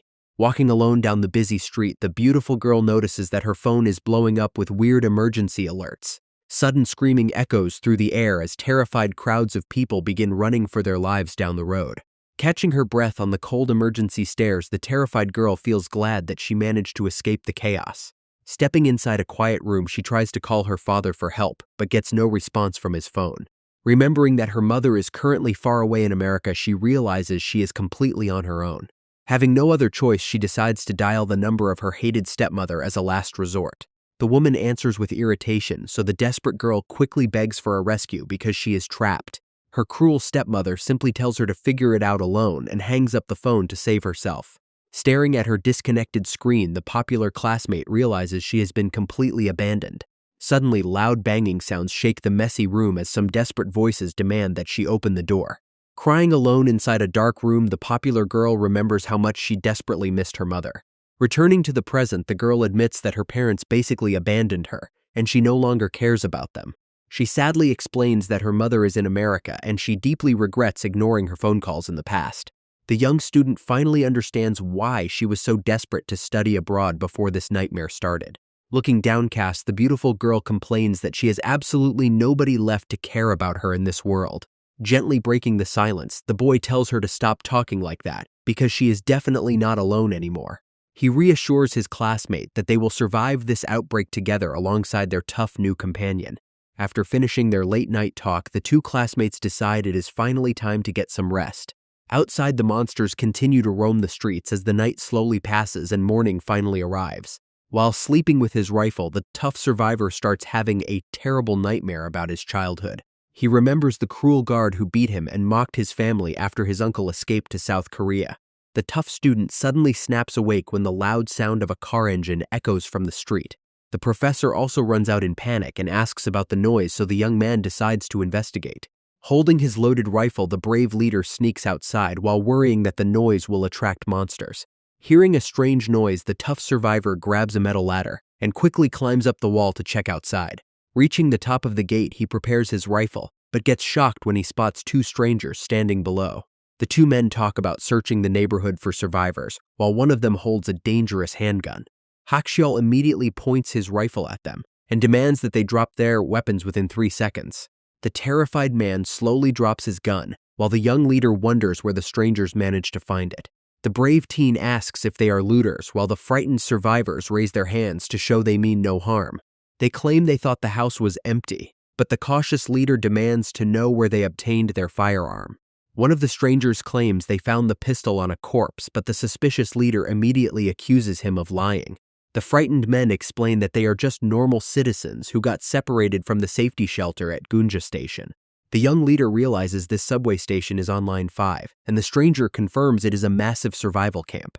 After hearing that the surrounding area is crawling with monsters, the tough guide demands to know more details. He asks if they have seen a young woman named Seo Hakyoung and invites them inside on the condition that they disarm. Inside the house, the professor gets completely shocked when he hears about the existence of the Gunja Station shelter. The strangers reveal that hundreds of survivors are there, and they begin discussing the professor's missing daughter. Jaehoon recalls the tragic phone call with his daughter at 8:10 in the evening when the subway was attacked. While the father worries about Gwangnaru Station, the stranger reveals that he actually boarded the exact same train. The man explains how the train bypassed the normal stops and ended up at Gunja Station where his daughter might be. Jaehoon desperately shows them a photo of his daughter on a phone, but the men cannot be completely certain of her face. With hundreds of passengers on board, they warn that the girl could already be infected or trapped inside the shelter. The stranger invites the group to travel together since armed guards at the station are actively shooting any outsiders. Noting their large group size, Hakcheol suggests setting up a rendezvous point halfway instead of traveling together. The man hands over a walkie-talkie for communication and requests 2 days of food supplies in return for his help. Hoping to earn some trust, the stranger looks at the quiet leader who continues to stare back in silence. Inside the safe house, the group discusses the plan to meet the strangers and travel to the subway shelter. The tough leader explains that traveling together on foot is basically impossible for a large family. He suggests finding a 6-seat vehicle instead, but warns that he will only protect himself if danger strikes. This cold warning leaves the professor and his worried wife in deep silence while they process his words. While gathering some extra supplies from the kitchen fridge, the beautiful girl suddenly wonders where her friend went. Walking up the wooden stairs, the popular classmate decides to look around the house to locate the boy. Peeking into the bedroom, she finds the protagonist chatting with the young boy about their favorite video games. Stepping inside the room, the popular girl teases them about getting so close while they talk about gamer stuff. The young boy gets called away by his mother, leaving the two classmates alone near a large poster of a famous idol group. Noticing his intense gaze, the beautiful girl playfully asks if the gorgeous blonde idol named Jian is his ideal type. The quiet student surprises her by calmly revealing that he actually knew the famous star personally when they were younger. Hearing his ridiculous claim, the popular girl bursts into loud laughter and demands to see her contact info as proof. Sweat drips down his face as he explains that they lost touch years ago after she moved away to join the entertainment world. The teenager quickly backs down from his story and claims he was only joking as he walks out of the bedroom.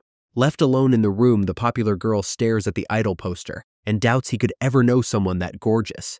Meanwhile, the professor approaches the tough student to announce that his family is officially ready to leave the house. The father explains they want to reach the subway shelter and asks if there is a suitable vehicle they can use to escape. He mentions that their family car is trapped but suggests retrieving a large ambulance parked 1 kilometer away. This special emergency vehicle has enough room for 6 people, but several infected creatures are trapped inside.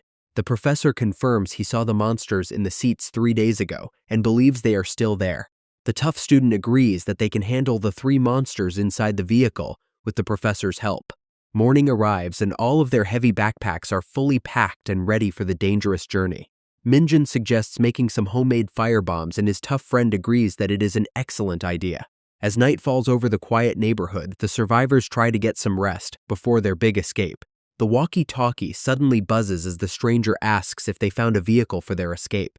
Hakcheol explains that he plans to check on a parked ambulance first thing in the morning. Outside in the foggy darkness, several bloodthirsty monsters gather around the yellow emergency vehicle. The stranger on the walkie-talkie wishes them good luck before cutting the radio connection. While night falls over the quiet sanctuary, the beautiful girl sleeps deeply under her warm blankets. In her dream, she wakes up at a school desk and feels relieved, thinking the entire zombie outbreak was just a nightmare. Looking around the empty classroom, she notices the clock and worries about being extremely late for her academy classes. Running out into the quiet school hallway, the popular classmate accidentally bumps directly into another student. The girl gets completely shocked when she recognizes her quiet companion and asks why he has not gone home yet. He stares at her coldly as she demands to know why he is glaring. Suddenly, the quiet student grabs her wrists and pins her against the school wall, which completely shocks her. Staring deeply into her eyes, he calls her out for always treating him like a complete bug at school. The boy delivers a terrifying warning that he will actually hit her if she dares to call him a loser again. Back in reality, the popular girl whimpers in her sleep while slowly waking up from the terrifying nightmare. Slowly opening her eyes, the girl gets completely shocked to find herself tightly hugging her sleeping classmate. Panicking in silence, she quickly pulls away and angrily wonders if the boy is actually just pretending to sleep. While their tough guide continues to sleep soundly on the sofa, the girl turns back to look at her companion. Staring at his face, she recalls how she always hated his cheap basement smell back during their school days. Leaning close to sniff his neck, she gets surprised to realize that he actually has a very nice body scent now. Looking at his face without glasses, the popular girl wonders if the apocalypse is starting to mess with her mind. Suddenly opening his eyes, the young man gets surprised to find his popular classmate leaning extremely close to his face. Realizing she got caught, the embarrassed girl screams in panic and delivers a powerful punch straight to his face. The loud commotion instantly wakes up their tough companion, who points his loaded rifle to check for threats. Holding her blanket tight, the blushing girl quickly makes some excuses and denies that she was doing anything weird. Still feeling extremely frustrated, she complains about his attitude and violently kicks the poor student to the ground. Rubbing his sore face, the teenager wonders if he accidentally cursed at her or talked in his sleep during the night. Morning finally arrives over the city as their tough leader gathers everyone to explain the plan for securing the vehicle. Before leaving the safe house, the tough leader orders Minjin to climb up to the roof and keep watch of the area. Thick fog quickly rolls over the quiet streets, leaving the entire neighborhood completely hidden from sight. Peering through his binoculars, the young student tries to scan the dark roads but fails to spot his companions. While sitting on the balcony, the beautiful classmate worries because the group has been gone for over 1 hour. Suddenly, several loud gunshots echo through the foggy air and instantly startle the two waiting teenagers. The boy notes that the loud firing sound is completely different from the rifle that their savior is carrying. A look of pure horror fills her eyes as they wonder if the dangerous visitors from yesterday are behind the shooting. Yenna suddenly gasps as a nauseating smell fills the air and she alerts her companion. The young man senses trouble when a desperate voice suddenly screams from the street, demanding to open the gate. Looking through his binoculars, the teenager spots one of the strangers from yesterday, running frantically through the fog. The girl quickly recognizes the visitor and wonders what happened to his vehicle and his missing partner. Huffing and puffing, the terrified survivor reaches their front gate and begins pounding on it with his handgun. Peeking down from the balcony, the boy asks about the second man, only to hear that he was violently killed. Trembling with absolute terror, the stranger warns them that a monster is coming and shooting it with guns is useless. Minjin peers through his binoculars and instantly freezes in complete shock at what he sees. A massive bloody monster stumbles through the fog while mumbling creepy words about wanting social media followers. The protagonist remembers playing his favorite video game where a giant boss monster looked exactly like this beast. It is the infected bully Bongyu who is now wandering the foggy streets and calling out for his popular classmate. The scary realization confirms that the rules of his video game are actually happening in the real world now. Meanwhile, a few minutes earlier, the tough leader and the professor arrived at the foggy street to claim their vehicle. Their plans are cut short when multiple loud gunshots suddenly echo through the dense fog and startle the two survivors.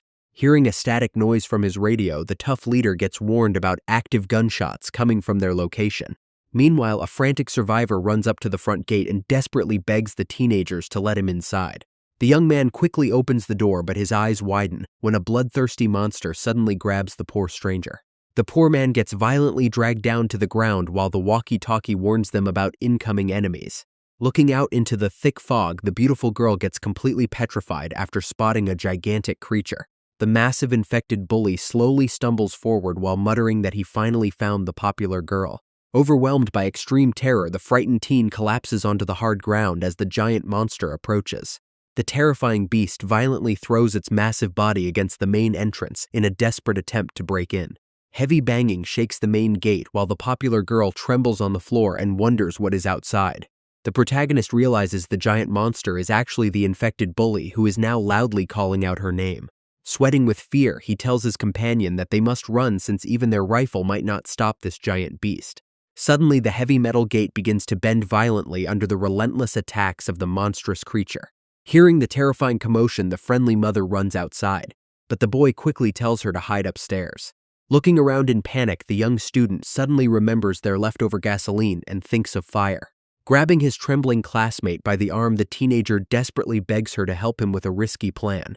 Ordering her to get a grip, he details his plan of using homemade firebombs and pouring gasoline on the monster. The teenager explains that they will split their 8 firebombs, and the nervous girl quickly agrees to the plan. After urging the family to run upstairs, the brave boy grabs the homemade weapons to prepare for the fight. Knowing that the loud noise will attract more monsters, he decides to use their natural weakness against them. Running forward, the young man throws a burning bottle and creates a massive explosion right at the main entrance. The metal gate suddenly bends as a massive burning creature steps through the flames to enter the yard. The gigantic infected bully slowly stumbles forward while creepily repeating the beautiful girl's name.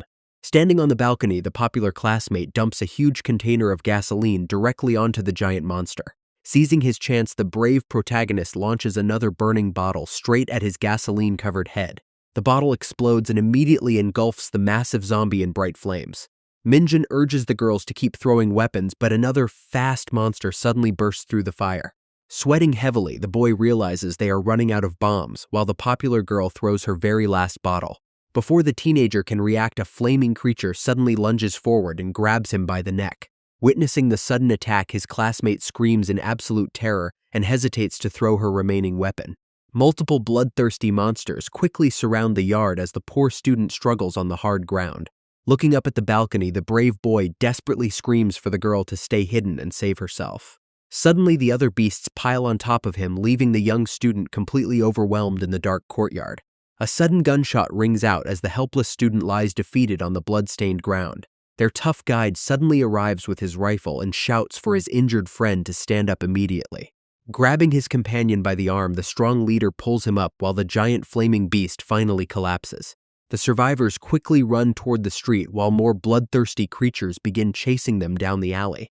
Standing near the vehicle, the brave survivor fires his weapon to eliminate a nearby threat and buy some time. Jumping inside the ambulance, the tough teen realizes he just used his very last bullet to secure their escape. The professor hits the gas and drives the heavy vehicle away, leaving the furious horde behind in the dust. Stepping on the gas, the professor drives the ambulance away while watching the blazing fire in his side mirror. Tears fill his eyes as the man realizes his beloved home is completely destroyed by the raging flames. Thick fog covers the ruined streets while their new transport slowly navigates through the empty city. Sitting in silence inside the vehicle, the exhausted group tries to process the chaotic events of the day. Looking down with a heavy heart, the young student begins to remember a painful memory from the past. In his memory, a desperate survivor frantically banged on a green door begging for a quick rescue. The poor man was grabbed by a monster right before his eyes, leaving him completely traumatized by the event. Minjin feels a sharp pain in his side and Yena advises him to get his stitches checked. Meanwhile, the ambulance slowly drives through the foggy streets as they head toward their next destination. Inside the vehicle, the boys discuss their route and decide to wait at the designated meetup point. Suddenly, the professor spots the bright sign of the Sky Motel and pulls the heavy vehicle into the dark parking lot. Stepping inside the creepy hallway, the group discusses which rooms are safe to use for the night. Looking at a bloody mark on door number 209, the young guide warns them to stay away from the upper levels. Inside one of the safe rooms, the beautiful classmate nervously admits that she is too terrified to sleep alone. Standing alone in the dark bathroom, the young student realizes that the pain in his side is getting much worse. Slowly peeling back his medical bandage, the teenager looks down and freezes in complete shock. Staring at the dark stitches in the mirror, he begins to panic because it looks exactly like a zombie infection. The worried boy wonders when it happened since he cannot find any single bite mark on his trembling body. He recalls his fall at the construction site, but knows he would have turned already if he got infected back then. Remembering his fight with the flaming monsters, he realizes his thick clothes protected his stomach wound from contact. Even though their tough guide claimed that only direct bites spread the virus, he wonders if that theory was wrong. A sudden wave of intense dizziness hits the teenager as he desperately tries to convince himself it is just a normal wound. Minjin collapses onto the floor in complete shock as he slowly accepts that he has actually been infected by the virus. Meanwhile, the popular classmate sits outside waiting by a candle and grows increasingly anxious after 30 minutes pass by. The bathroom door suddenly cracks open, and the frustrated girl demands to know what took him so long in the darkness. Looking extremely pale, the teenager requests to spend the night in a separate room, which catches his companions off guard. He insists on sleeping alone, leaving the beautiful girl to worry about sharing a room with their quiet companion. When the sick boy grabs his heavy backpack to leave, the girl playfully assumes that he is just feeling awkward around her. Staring back with an incredibly serious expression, the young man begs her to stop joking, which leaves her completely stunned. The survivors decide on their sleeping arrangements, so the beautiful classmate can safely share a room with the mother.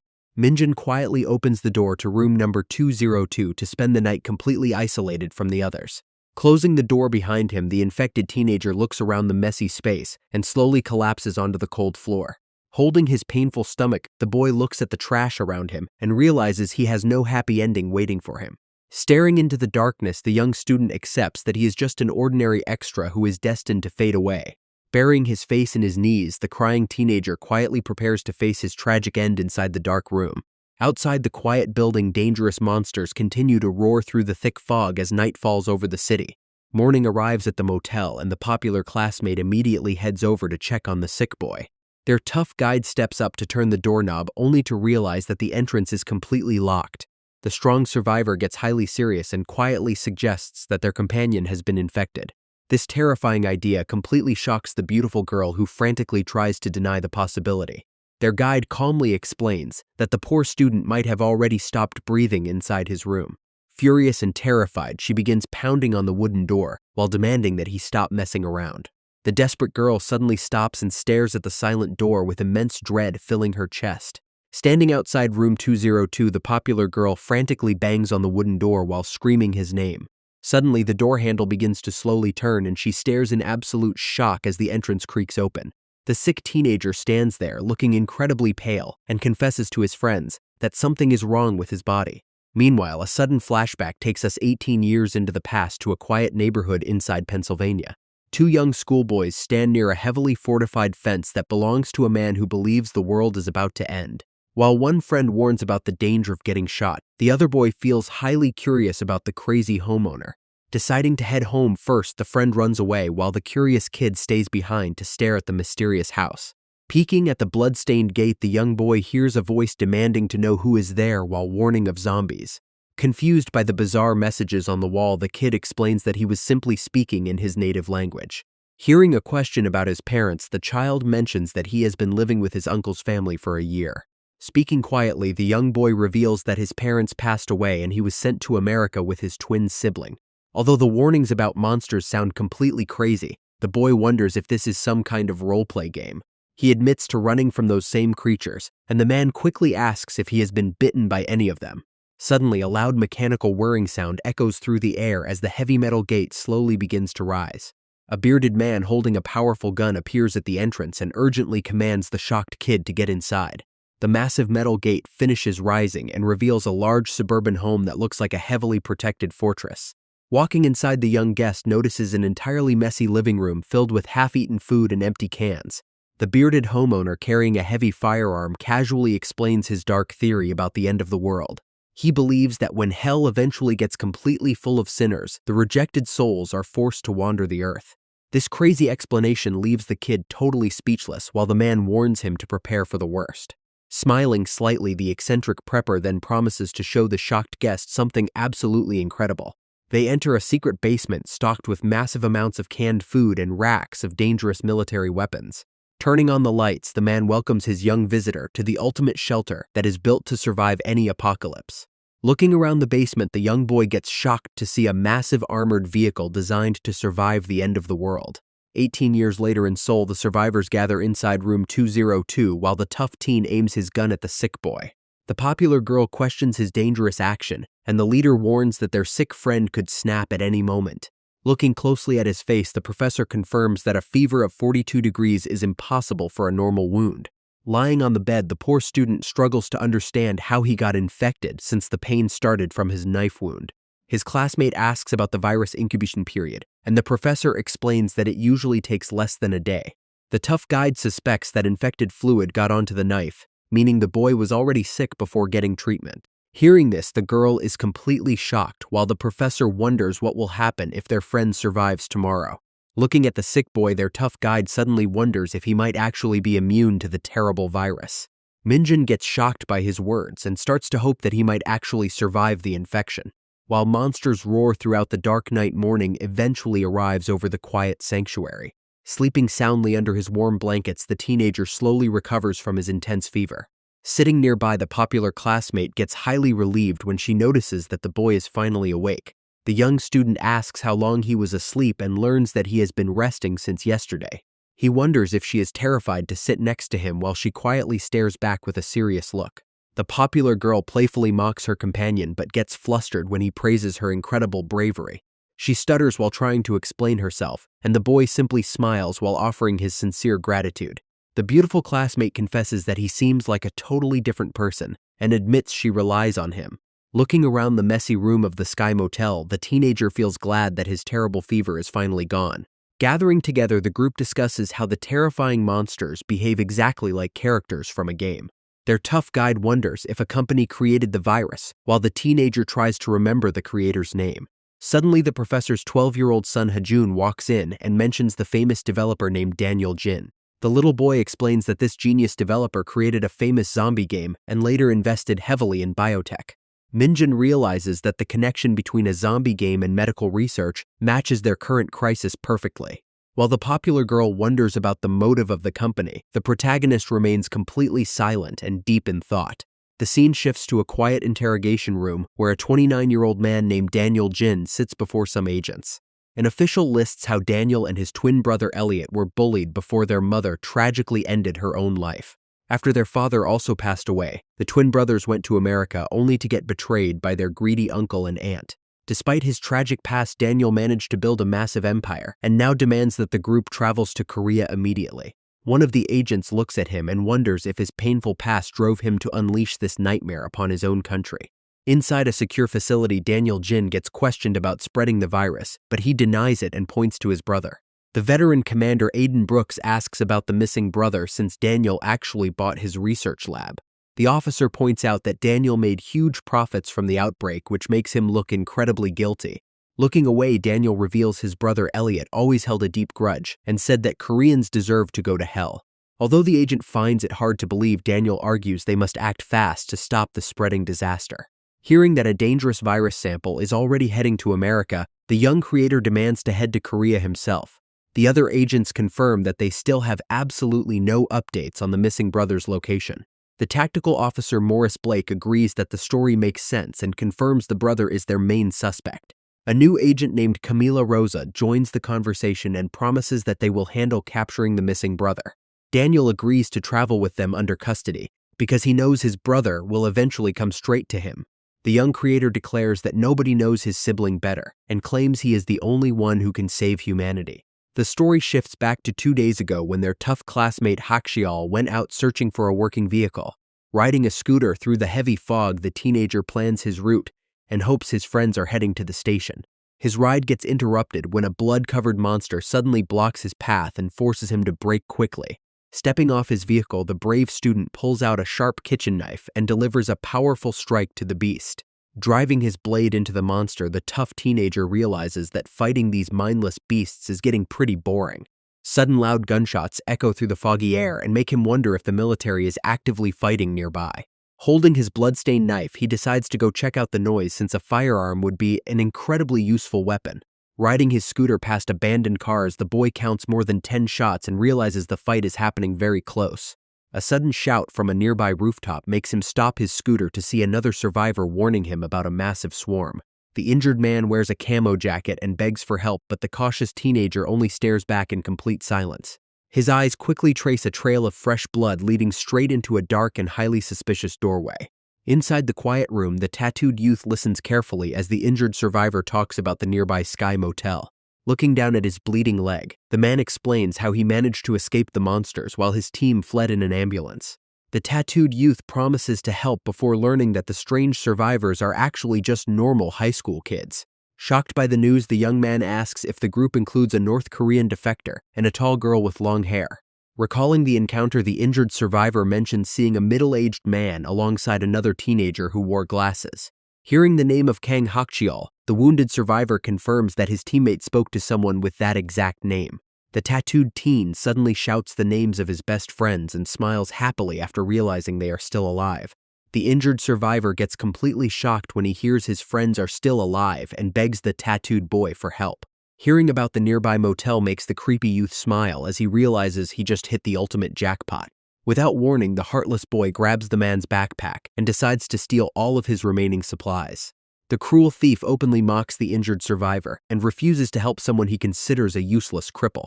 Smiling wickedly, the evil teenager pulls out his weapon and completely silences the poor man to take his things. Stepping outside the bloody house, the teenager gets highly frustrated when his scooter battery suddenly dies. Walking through the quiet streets, the tattooed thief tries to remember the exact location of the motel. 2 days quickly pass and the scene returns to the Sky Motel where the survivors are currently hiding. Sitting inside the bedroom, the teenagers discuss his strange immunity and wonder if they can find a doctor to confirm it. The tough leader points out that the special handgun they saw is highly unusual and does not belong in the country. The boy suggests it might have come from a local shooting range, but he still feels like something is very wrong. Since the weather has cleared up, they decide it is finally time to gather the family and continue their journey. While planning a route of 5 kilometers to the subway station, the protagonist asks to join the scouting party. The beautiful girl gets completely shocked and demands that he stay inside so he does not collapse again. Seeing his determination, she gets flustered and announces that she will just tag along to keep him safe. The tough leader teases the girl for sticking so close to her classmate, which makes her scream in embarrassment. In her extreme confusion, she suddenly hits the poor boy and tells him to drop dead if he wants to. Instead of staying behind, the two boys actually exit the bedroom, leaving the beautiful girl completely furious. Meanwhile, a pair of blood-stained shoes slowly walks toward the motel under the bright morning sky. The tattooed thief spots the parked ambulance and realizes he has finally tracked down their secret hideout. Standing outside the building, the creepy boy smiles wickedly as he thinks about meeting the popular girl again.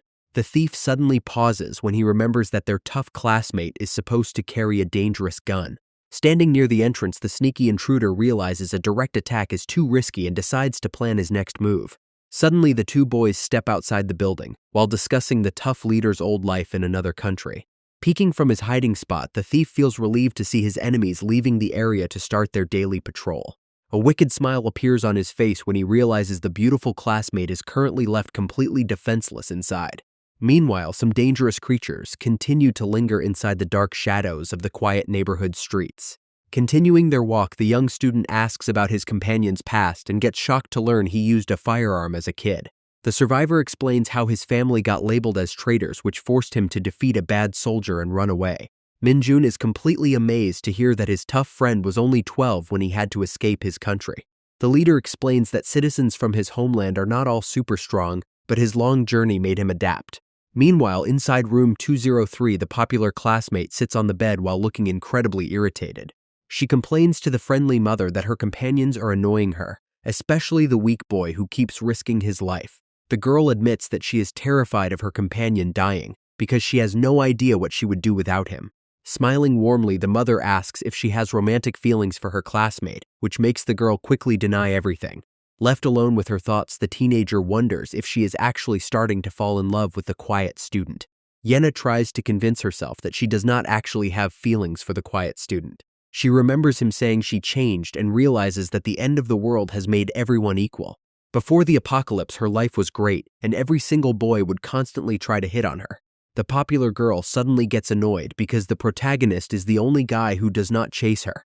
A sudden knocking sound at the door instantly interrupts her thoughts and startles the two women. While the friendly mother prepares to open the door, the nervous teenager warns her to wait a second. Loud knocking rattles the door and scares the popular classmate, who immediately calls out to the intruder.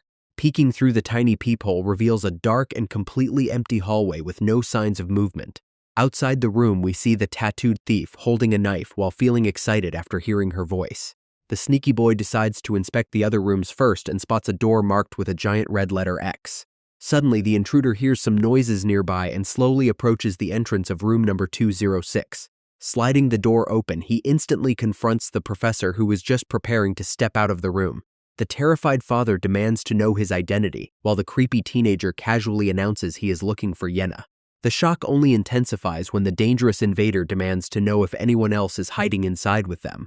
The tattooed thief threatens the professor with his knife, and a loud noise startles the young boy nearby. Hearing his father get violently attacked, the brave child screams in terror and tries to protect him from the cruel killer. The loud commotion alerts the worried mother, who ignores all warnings and frantically runs out to save her family. Knowing she must fight, the brave girl frantically searches her bag and pulls out the tactical knife to face the danger. Her two companions suddenly return from their patrol and urge her to stay back as they prepare to confront the intruder. Inside the dark room, the cruel bully holds down the terrified professor while demanding to know who else is hiding there. Suddenly, the tough leader enters the room with his rifle and aims it directly at the dangerous intruder to save the family. Staring coldly at his old classmate, the brave teen warns that he has one bullet left and prepares to end the threat. He pulls the trigger, but the rifle suddenly malfunctions and jams, leaving the young survivor in complete shock. Taking advantage of the situation, the angry bully charges forward and knocks the weapon away to attack with his knife. Meanwhile, the scene shifts to a few moments earlier when the two boys were still navigating the quiet streets outside. The young student suddenly stops walking, which prompts his tough companion to turn around and ask what is wrong. Minjin lifts his shirt and feels horrified when he notices the painful symptoms of the infection are returning. Noticing his heavy sweat, his tough companion immediately suggests heading back to the motel to rest. Clutching his side, the poor boy begins to panic as the agonizing pain suddenly starts to get much worse. Their quiet walk gets interrupted when a terrifying scream suddenly echoes from a nearby building. Rushing inside, the tough leader instantly locks into a dangerous struggle against the sneaky intruder. Using his superior combat speed, the brave survivor lands a precise strike that successfully stops the attacker. Swiftly countering the attack, the brave leader delivers a precise cut and a powerful kick to push the thief back. Panting heavily, the shocked intruder wonders how many times he got hit by such a fast opponent. Looking at the bloody blade, the thief realizes that tackling his opponent is far too dangerous. Standing firmly in the dark hallway, Hakshiol calmly asks the cruel intruder how many innocent people he has killed. With an intense look on his face, the strong fighter says he also gets a massive rush from taking down criminals.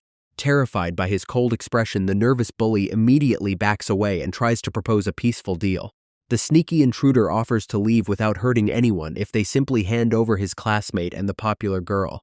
The angry bully demands that they drop their knives so they can settle things with a fair brawl. He calls his opponent a massive coward for refusing to fight him using only their bare hands.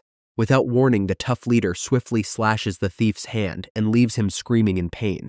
The bleeding bully throws a wild tantrum about fair play while the quiet survivor stares back with cold eyes. Terrified of dying, the mean kid suddenly starts begging for mercy and promises to save the injured professor. Hakshiol remains completely unfazed and calmly explains that the cruel killer must pay for his sins with death. Realizing he has no way out, the trembling bully finally loses his grip and drops his bloody knife to the floor. Suddenly, the defeated intruder grabs his bag strap and prepares for one final desperate move.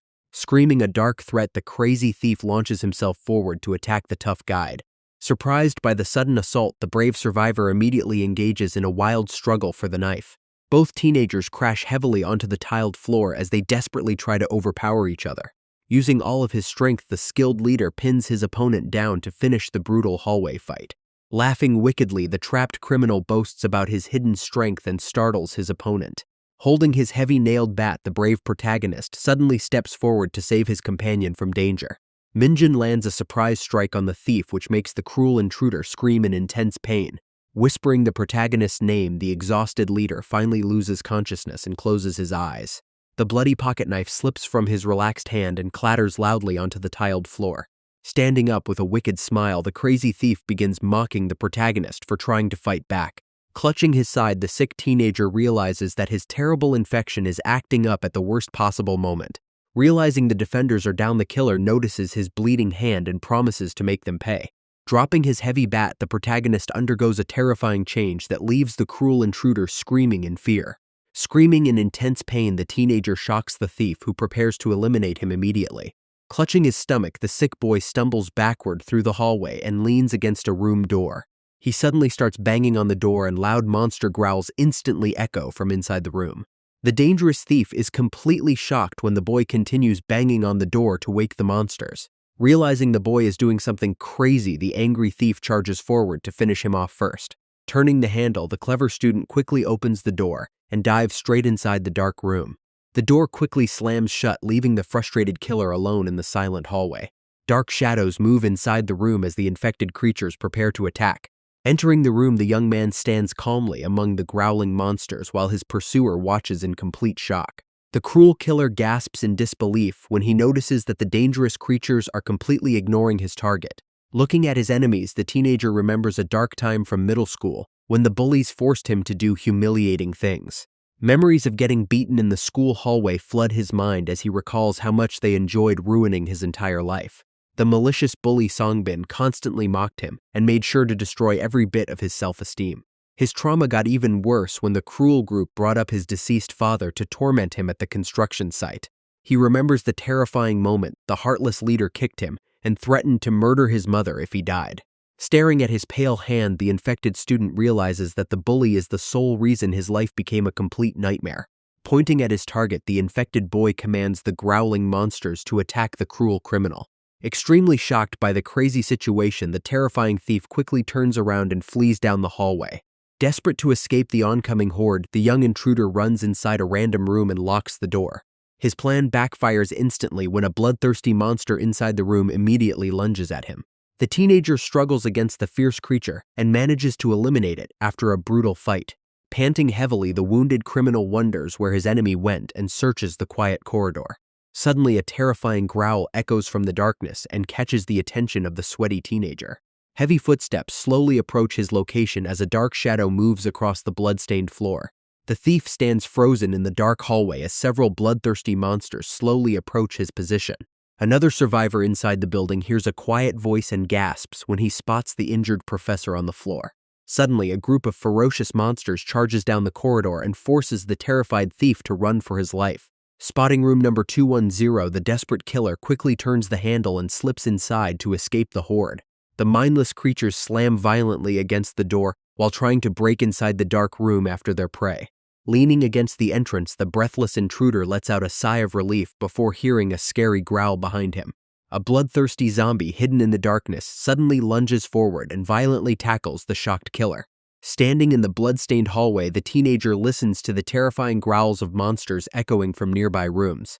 Hearing the commotion, Hakshiol quickly runs into the room and gets shocked to find the injured professor lying on the floor.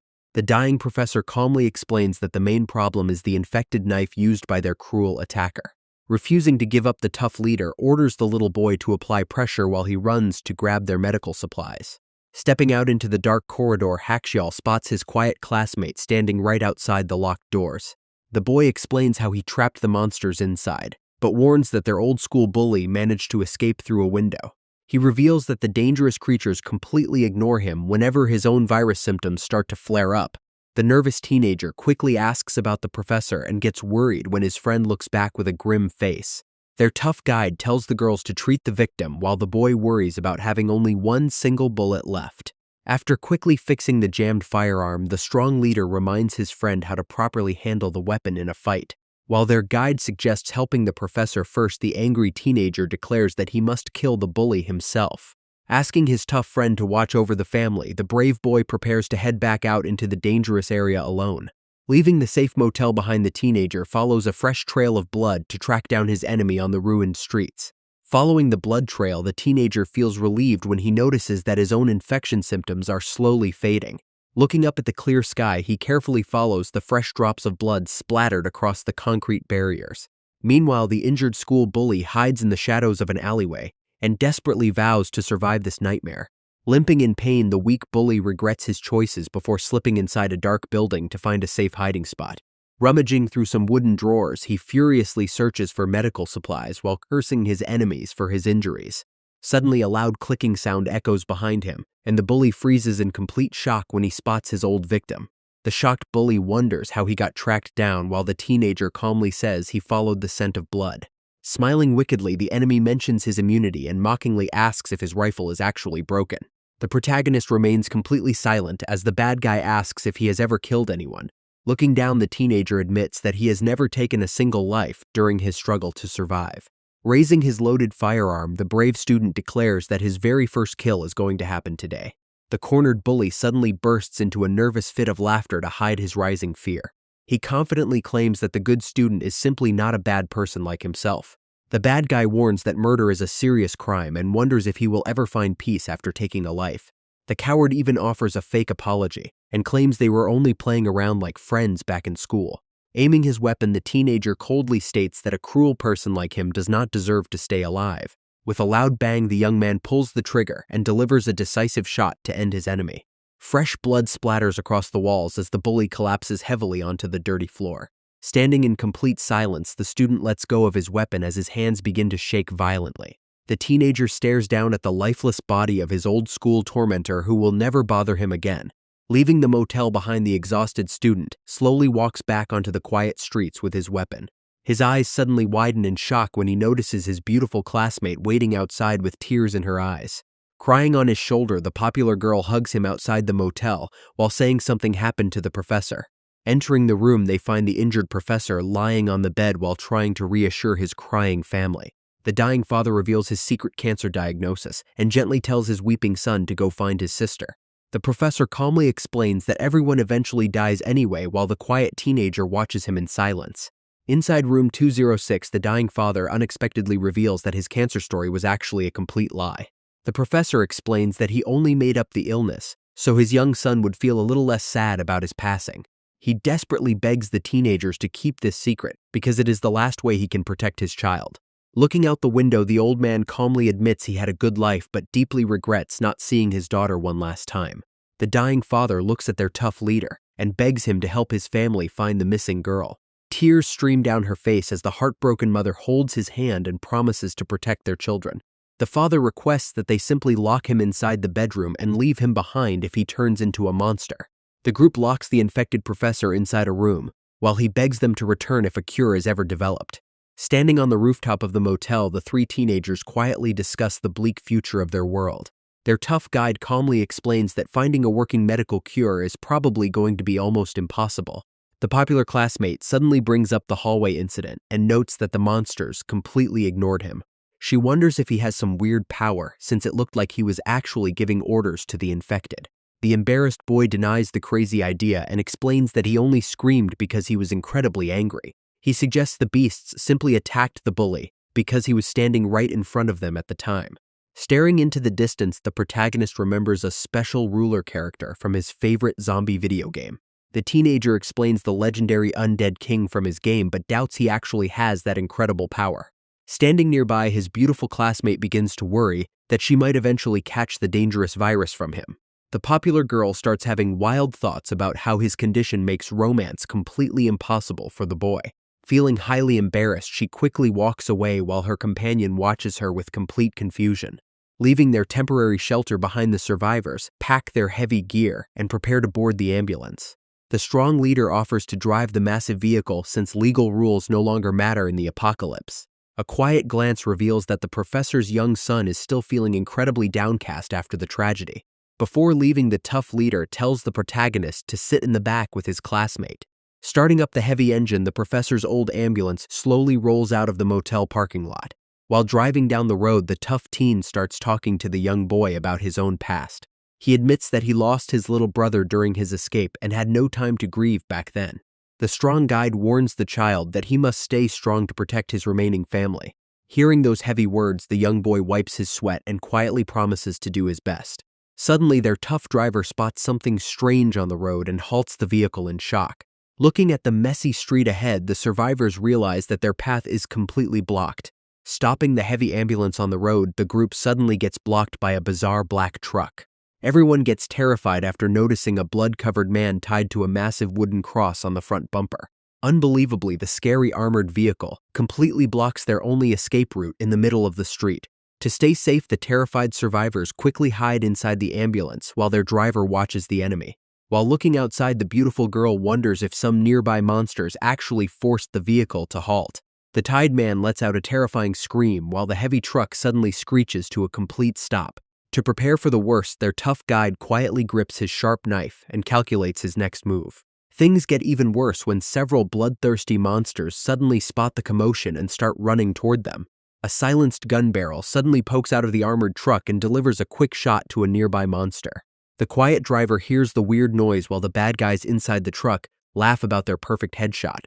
The raiders plan to search for more food and survivors to fill their quota as the two vehicles pass each other. Fortunately, the dangerous group does not spot the ambulance, and they continue driving down the quiet street. Letting out a heavy sigh, our tough guide urges everyone to move fast because he feels extremely uneasy. Driving past massive office buildings, they notice several wrecked cars, but the path remains mostly clear. Our driver notes that the road is fine, but the teenagers worry about what to do if they have to travel on foot. The tough survivor estimates they will reach the subway station soon and can easily walk the last few kilometers. Glancing at his side mirror, the tough driver gets shocked to see the scary armored truck tailing them closely. The professor's old ambulance quickly screeches around the corner to escape the dangerous raiders. Despite his fast driving, the armed thugs continue to tail them closely down the quiet streets. Things get much worse when the road ahead is suddenly blocked by a massive pile of wrecked cars. Looking around in panic, the young leader suddenly spots a dark underground parking garage. Even though monsters might be hiding inside, the driver decides to turn the vehicle toward the dark entrance. Inside the back, the popular classmate gets incredibly terrified after learning about the dangerous chase. The underground garage turns out to be a dead end, which leaves the young driver with no other choices. Turning to the passengers, the tough student orders everyone to wait inside while he prepares to face the threat alone. Inspecting his useless rifle with an attached knife, he knows he is at a major disadvantage against real guns. Sneaking up the dark concrete ramp, the brave teenager tries to remain as quiet as possible to avoid detection. Peeking outside the entrance, the boy gets surprised when he notices that the raiders are not entering the garage. He witnesses a heavily armed thug standing near the black truck and planning to search the area for survivors. The teenager gets completely shocked after spotting a highly advanced automatic rifle in the hands of the enemy. Realizing they stand absolutely no chance against such heavy weapons, the boy decides they must escape immediately. The teenagers quickly run out of the ambulance, and the strong leader asks his friend if the virus symptoms are returning. Turning to the popular girl, he asks about the monsters, and she confirms she can sense about 4 or 5 nearby. The brave survivor slowly enters the dark parking garage and notices fresh blood splattered near an empty vehicle. He carefully guides the rest of the survivors through the dark building until they spot an open emergency door. Their tough guide orders the protagonist to lead the group upstairs to find a secure room to hide from danger. He plans to face the armed thug alone in close combat because he knows they have absolutely no bullets left. After telling them to remain hidden, the brave teenager grabs his weapon and heads back out into the dark hallway alone. Hearing monsters scream in the dark garage, the tough fighter realizes that indoor gunshots will quickly draw a massive crowd. Noting the enemy has plenty of ammunition, the brave survivor decides to retreat if things get too dangerous. Quietly leading the other survivors into a dark academy building, the protagonist finds an empty classroom to hide. Sitting down in the quiet classroom, the popular girl lets out a heavy sigh and prays that their tough guide stays safe. Suddenly, the young student announces his plan to go help their friend, but the popular girl quickly grabs his hand to stop him. Looking up with a worried expression, the beautiful classmate begs him to stay next to her before letting go in embarrassment. The boy agrees that confronting armed thugs is far too risky and suggests waiting for their skilled companion to return. The popular girl begs her companion to stay inside with her, and the young student slowly nods in agreement. Time passes slowly in the quiet hallway, while the two classmates continue to worry about their tough guide. Suddenly, a loud banging sound from the lobby startles the teenagers and forces the boy to go check the area. They hear heavy rattling noises as someone violently shakes the locked entrance door to force their way inside. Looking extremely worried, the beautiful girl wonders if their brave savior has finally returned to the building. Things get complicated when they hear angry human voices complaining about the locked door from the other side.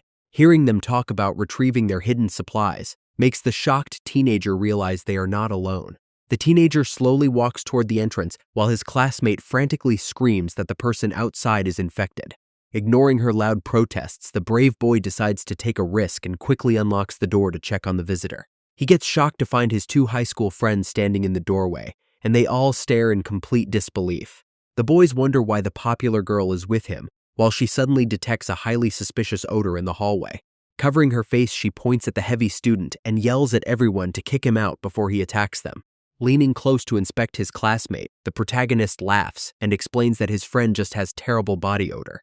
Feeling deeply embarrassed, the group finally walks inside the room and leaves the quiet corridor completely empty. Minjun gets shocked to learn about the massive Gunja Station shelter network that his friends are currently patrolling. Stepping forward, the anxious mother shows them a photo of her 20-year-old daughter who went missing during the outbreak. The friends recognize her face and mention seeing a similar girl in the isolation sector near exit number 1. Although the mother feels relieved, the boys explain that they cannot fully guarantee her safety without checking in person. Interrupting the happy moment, the teenager asks if they spotted any dangerous raiders with weapons on their way to the base. The popular classmate explains their situation while dramatically covering her nose to block the terrible smell of his friend. The boys get surprised after learning that their tough classmate from North Korea is actually traveling with the group. Hearing that their brave guide has been gone for 30 minutes, they decide to quickly head up to the roof to check on him. Yena tightly holds his jacket and begs the boy to either stay behind or take her along with them. He reassures the beautiful girl and tells her to wait safely downstairs with the family while they check the roof. His companions watch this close interaction with complete disbelief and warn him to not wander off too far. Climbing up the dark staircase, they finally reach the sunny rooftop and look down at the completely empty streets. Peering through his binoculars, the teenager worries about their tough guide since they cannot hear any gunshots nearby. Suddenly, Byungjin grabs his collar and aggressively demands to know if he is actually dating the popular girl. The protagonist gets completely shocked by the sudden accusation, while his angry classmate threatens to drop him. His friends explain that the popular classmate always hated losers, but she is simply too beautiful to ignore. They tease him because the gorgeous girl used to despise him the most, but now she wants to stay by his side. The boy tries to explain that she is just lonely after losing her family, but his friends do not believe him. Shifting the subject, the classmates reveal that a scary shootout actually took place near their camp recently. They explain how they use special radio devices to call for armed backup whenever they run into bad people. The classmate suggests waiting at this location a bit longer before they all travel to the main train station. Looking at their walkie-talkie, the boy realizes that it looks exactly like the radio their tough guide possesses. The teenager suddenly remembers that their brave guide left his backpack with the radio inside the ambulance. Bayoungjin reports their location through his walkie-talkie and asks if they can bring 4 school friends back. The responder demands that all newcomers must go to a clinic for testing and isolation before entering the base. The teen promises to follow the rules but requests to search for their missing companion before they depart tomorrow. Learning about the mandatory testing process, the protagonist gets extremely nervous as his friend explains the rules. Cold sweat drips when the boy learns that anyone who tests positive for the virus faces immediate execution on the spot. Clutching his stomach, the infected teenager realizes that he will definitely fail the test and get eliminated. Meanwhile, a sudden static noise echoes on a different rooftop as their tough guide continues to watch the streets. An enemy scout spots 3 survivors on the rooftop and reports it to his team over a walkie-talkie. The masked raider hears that their target with the military rifle is still on the loose somewhere. His boss commands him to capture the newcomers alive if possible or eliminate them if they try to resist. Feeling anxious, the lonely scout uses his binoculars to check the floors of the nearby building. Meanwhile, the protagonist walks alongside his 2 high school friends and considers them very trustworthy. The worried boy wonders if he should tell them about his strange infection and his potential immunity. He fears that getting a positive test result from their camp doctors will only put his life in danger. Walking along the rooftop, the protagonist considers sending his friends to the safe shelter first while he stays behind. Moving inside the dark school building, the ticking wall clock reveals that a lot of time has already passed. Holding the silent walkie-talkie, the heavy friend worries that their tough guide is in some serious trouble. While the boy decides to wait a little longer, a sudden squeaking sound from the door instantly catches his attention. The 3 high school classmates quickly turn around to search the empty hallway for any hidden dangers. Morning sun shines over the quiet city streets while a window on the side of the academy building slowly creaks open. Peeking through the gap, a masked scout confirms that the survivors are all gathered together inside the building. Standing outside, the scout decides it is finally time to initiate his attack on the silent building. Inside the classroom, some survivors bossily demand that the 2 boys go outside to keep watch. Sudden glass-breaking sounds echo down the hallway and immediately startle the worried teenagers. Running quickly down the corridor, the boy gets shocked to find a room completely engulfed in wild flames. He screams for a fire extinguisher after realizing that someone is actively throwing firebombs into their shelter. The panicked teenager tells the girls that their location has been exposed and they must leave immediately. Grabbing his walkie-talkie, the student frantically reports the surprise attack and begs their base for backup. While urging everyone to pack up and escape, the beautiful classmate looks completely terrified by the sudden crisis. Ignoring his friend's warnings, the brave teenager steps forward and quickly opens the door. His eyes widen in shock when he spots a group of bloodthirsty monsters slowly climbing up the dark stairs.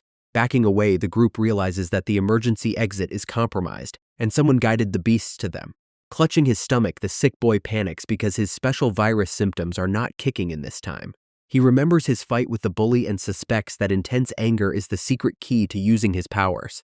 Desperate for survival, the teenager suddenly starts screaming and cursing his dead enemy to trigger his virus. The nervous classmates warn him that military backup will take at least 10 minutes to navigate the chaos.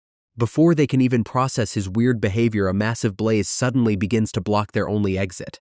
The brave teenager announces his plan to lure the dangerous monsters away so his friends can safely escape. Giving his backpack to his friend, he suggests that they should meet up at Gunja Station if they get separated. Although his popular classmate tries to hold him back, the brave boy runs straight into the dark corridor. Screaming at the top of his lungs, the young student successfully catches the attention of the nearby horde. While running up the stairs, he realizes that his weird immunity makes him the perfect bait to save his friends. Dozens of bloodthirsty creatures chase him up the dark stairs as the boy quickly bursts through a rooftop door. Running onto the rooftop, the boy hopes to lose the monsters but stops in shock when he reaches the edge. Looking down at the massive gap between the buildings, the sweating teenager realizes there is no easy way down. He suddenly remembers the day of the outbreak when he wanted to jump, but meeting the popular girl saved his life. Knowing he is only alive because of her, he remembers his firm promise to survive this nightmare together. Turning back to face the oncoming horde, the brave student flips them off and refuses to die in this place. Taking a deep breath, the teenager leaps across the giant gap between the rooftops while screaming at the top of his lungs. While evacuating down the dark stairs, the popular girl desperately hopes that her brave companion will make it back alive.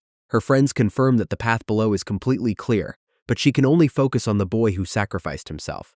Screaming at the top of his lungs, the brave teenager leaps across the massive gap between the tall buildings. His feet suddenly slip as he lands, causing him to crash violently through some dusty school desks. He tumbles across the messy floor and groans in absolute agony after taking such a brutal impact. Lying helpless among the broken furniture, the exhausted student slowly tries to recover his strength. A sharp throbbing pain suddenly shoots through his leg, and the boy realizes he landed terribly wrong. The young student gets startled when a masked scout suddenly approaches and boasts about his lucky find. Before the poor teen can explain his identity, the cruel attacker delivers a violent kick to his injured side. Pulling out his radio, the scout informs his team that he successfully captured a member of the rival camp. Ignoring the teenager's pleas, the merciless hunter delivers another heavy blow that sends him crashing into the desks. Meanwhile, inside a quiet billiards hall, the other survivors gather while trying to verify if the area is safe. A heavy student named Kim Dongjun contacts their base over a walkie-talkie to confirm that backup has finally arrived. Refusing to flee with the group, the popular classmate suddenly shocks everyone by deciding to stay behind alone. While some classmates suggest running to the nearby subway shelter, the popular girl refuses to leave her companions behind. Understanding her deep worry, the friendly mother suggests that their missing friends might already be heading to the safe zone. Peeking outside a different building, the survivors notice a heavily armed group of soldiers patrolling the streets below. Inside a dark bathroom, the masked raider corners the captured teenager and accuses him of lying about his friends. Trying to find an escape, the young student warns about the fire next door, but the criminal completely ignores the danger. Pulling out a sharp knife, the crazy villain threatens to end the teenager's life if his missing partner does not return. Suddenly, the boy begins to sweat heavily as the painful virus symptoms unexpectedly return at the worst possible moment. The crazy criminal tightly binds the teenager's hands while laughing that he will die from the virus anyway. A sudden knock on the bathroom door startles the scout, who quickly calls out a secret password to verify the visitor. Listening in silence, the bound student feels extremely confused by the bizarre words. Hearing the correct reply from the other side of the entrance, the relieved scout quickly opens the door to welcome his ally. Instead of his partner, the brave leader stands outside with his rifle and instantly takes down the shocked criminal. Stepping inside the quiet room, the tough savior calls out his friend's name and leaves him completely relieved. The tough student explains he was busy interrogating an enemy nearby, which is why he arrived so late to help. The teenager wonders if his brave savior belongs to the special forces, since his fighting skills are so amazing. His friend reveals that Yena and the others were successfully rescued by trustworthy soldiers from the subway base. While trying to stand up, the boy struggles to walk due to a painful leg injury from his massive rooftop leap. The savior kindly returns the lost glasses, which he luckily managed to retrieve from the school roof earlier. Stepping outside, the teenager worries that his returning virus symptoms will get him executed at the military camp. As they slowly navigate the quiet streets, the boy wonders who these dangerous armed raiders actually are. The bleeding captive desperately reveals their secret meeting password and temporary base location near the river. The captive explains that his partner got cut by a blade covered in infected blood and quickly turned into a monster. Showing off his own bloody blade, the tough survivor threatens to perform some dark experiments on the captive. He asks how the infection spreads and wonders if a few cuts will turn the criminal into a creature. Terrified of getting infected, the captive quickly confesses that he is an escaped prisoner from a country jail. The tough leader realizes that these thugs are just greedy criminals who entered the city to rob empty shops. Pointing at the rifle, the survivor demands to know where a group of escaped convicts managed to find military gear. The captive explains that their advanced weapons actually came from a supply box dropped by a helicopter. The captured thug reveals that their boss has more guns and tells them the military supplies were dropped for special forces. The strong leader suspects that someone is dropping weapons on purpose, while the teenager starts making a scary connection. Suddenly, the tough guide stops in his tracks when he notices several bloody bodies lying across the concrete street. They spot a burning vehicle and a massive warning banner that threatens to shoot anyone who tries to get closer. The protagonist wonders if they finally reach the shelter, but stops when he spots a military guard on a high roof. Instead of welcoming them, the cold soldier quickly aims his rifle directly at the two terrified teenagers. A loud gunshot suddenly echoes through the quiet street, forcing the startled teenagers to quickly dive for cover. Hearing sudden gunshots, the teenagers get shocked to see rabid beasts charging straight toward their position. Knowing the loud noise will attract a massive swarm, they quickly run down a narrow alley to escape the danger. The protagonist suggests that his friend run ahead alone since the creatures will only ignore his sick body. Their escape route leads straight into a dead end while a group of fast monsters continues to hunt them down. Raising his rifle, the tough survivor delivers a precise shot to stop the closest enemy in its tracks. Suddenly, a hidden door opens and some armed men shout for the teenagers to quickly slide inside to safety. The heavy metal gate quickly slams shut and traps the remaining furious beasts on the outside. Instead of a warm welcome, the armed soldiers immediately order the two boys to drop their weapons. Pointing at the dropped military rifle, the suspicious guard demands to know where the boys managed to find it. Raising their hands, the teenagers try to explain they are just normal high schoolers, but the angry men refuse to believe them. After hearing about the recent shootout, the aggressive soldier snaps and accuses them of working with the raiders. Stepping forward, the other guard calms his partner down and explains that they must follow procedures for everyone's safety. Hearing about the mandatory virus test, the pale protagonist looks at his hand and worries because he is secretly infected. To buy some time, the boy mentions his classmates who are already inside the shelter and asks if they can meet them first. Pulling out his radio, the officer contacts the main control room to check if the two students have returned from their patrol. As evening falls over the quiet city, the walkie-talkie suddenly buzzes with an incoming reply from the base. The radio report reveals that Sunho returned safely, but Byung-jun is still missing, which shocks the pale teenager. They learn that the popular girl decided to stay behind to search for her friends alongside their missing classmate. Confirming her identity, the guards explain that Yena is definitely the one waiting out there in the dangerous streets. The guard tells them to lower their hands, but the worried boy instantly begs to head back out to rescue her. Denying his request, the officer explains that leaving the camp is strictly forbidden once night begins to fall.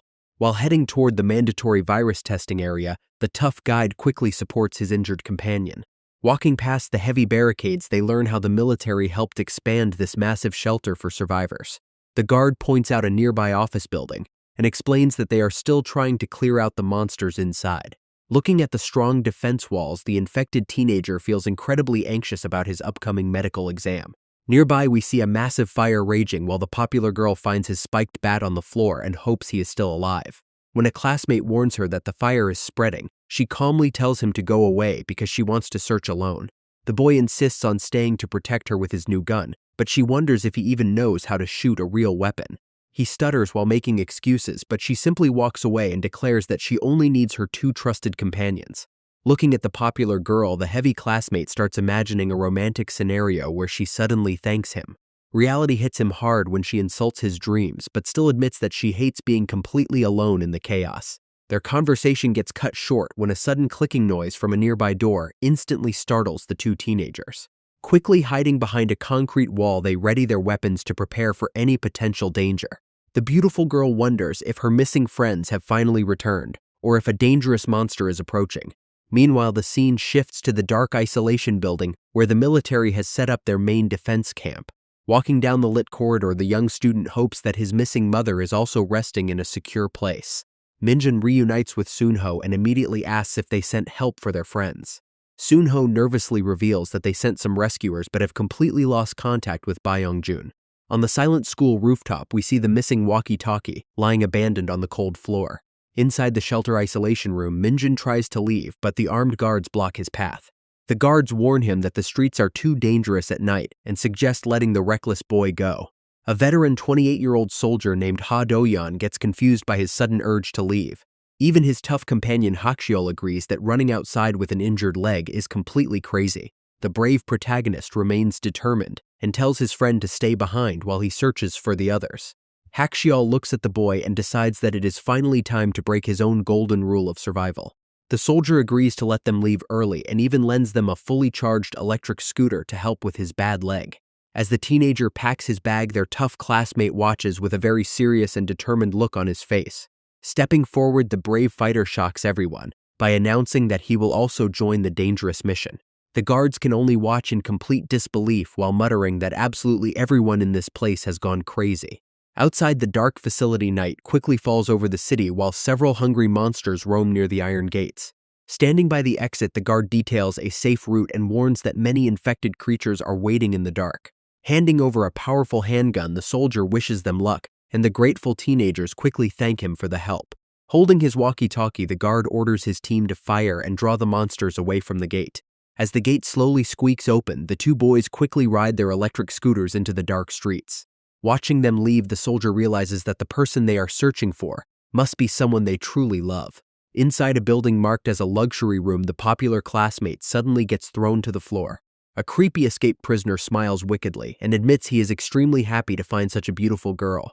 Surrounded by the dangerous criminals, the helpless teenager trembles in fear while they decide what to do next.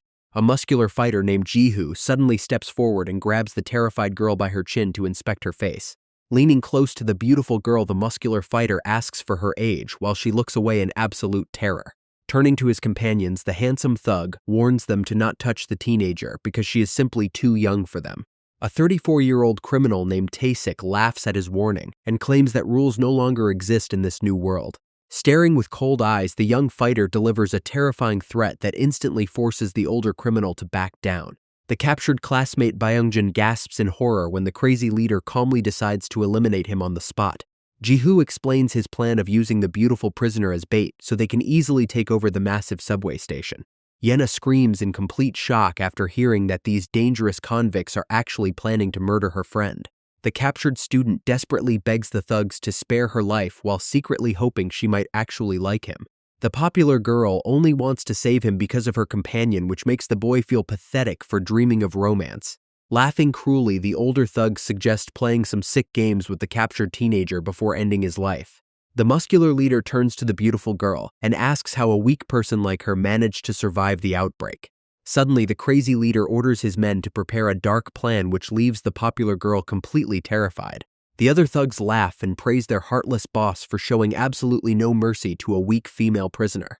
Squatting down, the handsome leader warns her to protect her own body and suddenly grabs her hand to stop her defense. The 26-year-old leader named Jihu leans close to the terrified girl and whispers some dark advice. Suddenly, the door swings open and the popular girl gets thrown onto the floor of a blood-stained room. Clutching her tiny fork, she freezes in fear when terrifying growls suddenly echo from behind a locked door. The entrance suddenly swings open and a bloody monster with no arms collapses heavily onto the floor. Standing at the doorway, the cruel criminal explains that he cut off the creature's limbs to give her an advantage. The young man warns her to go crazy to survive in this harsh world before locking the door and leaving her inside. Hearing a terrifying growl, the girl stares at her tiny fork and wonders how she can possibly fight with it. Suddenly, the armless zombie lunges forward with a loud screech which makes the popular classmate scream in terror. The armless zombie lunges forward and terrifies the helpless girl. She frantically tries to unlock the door and begs the criminals outside to set her free. The charging monster slams her against the hard wall before she can escape. Dropping her tiny fork, the crying teenager can only pray for someone to save her from the beast. Suddenly, a strong arm grabs the screaming creature from behind and slams it to the ground. Looking up, she is shocked to see the handsome leader standing there with his gang members. Picking up her fallen weapon, the crazy leader advises her that she must lose her mind to survive. Standing behind the terrified girl, the handsome leader wraps his arms around her to guide her grip on the small fork. While the armless monster charges forward, the strong leader quickly grabs its face and forces her to confront the threat. He explains that this is for her own good and raises her hand high to make sure she learns how to end the beast. Blood splatters across his face as they repeatedly strike the creature until it is completely neutralized. The lifeless body collapses heavily onto the floor and the bloody utensil slips from her fingers. Shaking with fear, the beautiful classmate looks at her bloody hands and collapses to her knees on the cold ground. Placing a hand on her shoulder, the crazy leader calmly advises her to steel her heart to survive in this new world. After telling her to take a 30-minute break, Jihu leaves his classmate alone next to the dead monster. Meanwhile, the two boys quickly ride their electric scooters through the quiet streets to avoid attracting the monsters. Moving fast, the teenager asks his companion if they are heading in the right direction toward the train station. Deep inside a building, a masked criminal uses a radio to report that they have successfully captured one of the students. Tied up inside a bathroom, the captured student nervously listens to the conversation and desperately prays for rescue. The masked captor tries to ask for the location of their main base, but the boss on the radio quickly scolds him. The captured teenager sighs in frustration while realizing that his ally is just a useless errand boy for the thugs.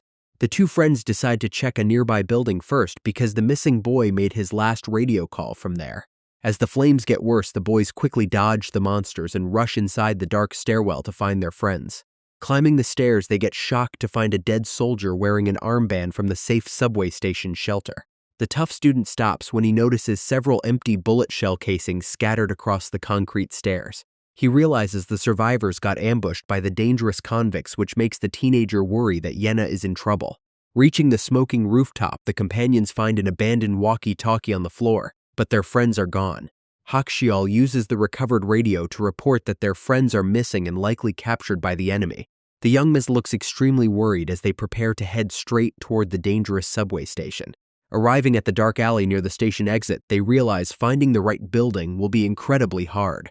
Suddenly, the teenager stops and spots a mysterious figure sitting quietly on top of a nearby roof with a rifle. This 27-year-old criminal named Oh Sangmin complains about being treated like a cheap errand boy. The lazy lookout gets startled by a sudden noise and quickly raises his weapon to check the shadows behind him. Before he can even react, the tough fighter sneaks up from behind and points a sharp blade right at his neck. Holding his blade to the scout's neck, the tough teen starts a quick countdown to force some answers. Without waiting another second, the skilled survivor quickly neutralizes the silent threat when he refuses to talk. Turning on his flashlight, the tough guide quickly calls his companion inside before any other enemies notice them. Stepping into the pitch-black building, the two high schoolers quietly make their way up the dark stairs. The tough guide suddenly halts after spotting an open elevator door and hears weird noises echoing from down the shaft. Moving down a blood-stained hallway, they discover some dangerous convicts interrogating a beaten and bound classmate.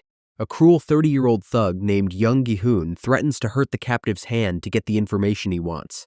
Hearing a sudden noise, the two companions cautiously step inside a messy room with blood splattered on the floor.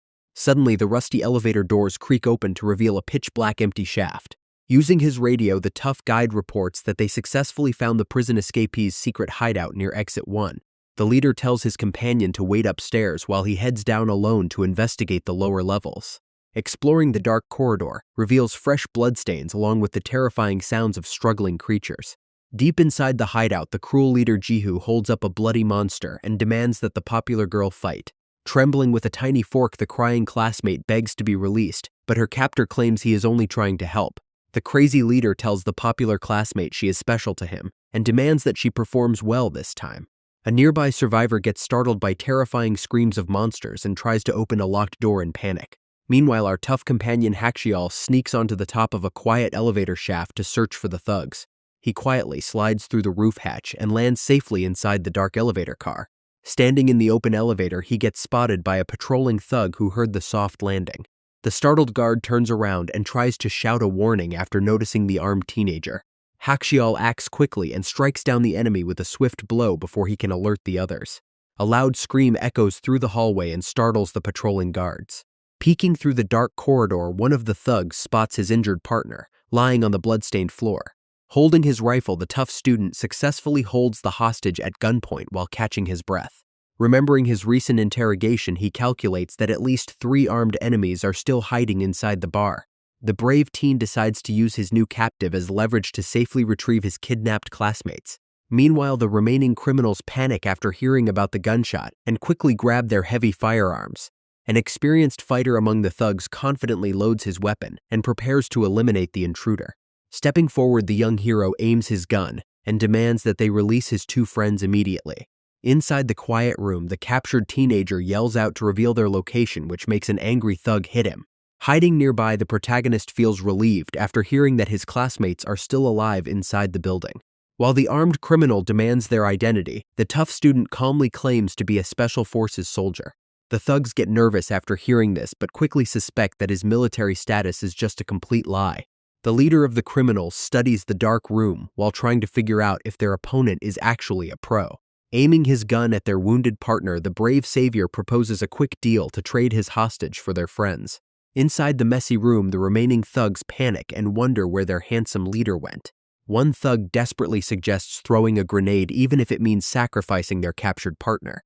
Hearing their dark plan, the tied-up hostage screams in terror and begs his companions to save him.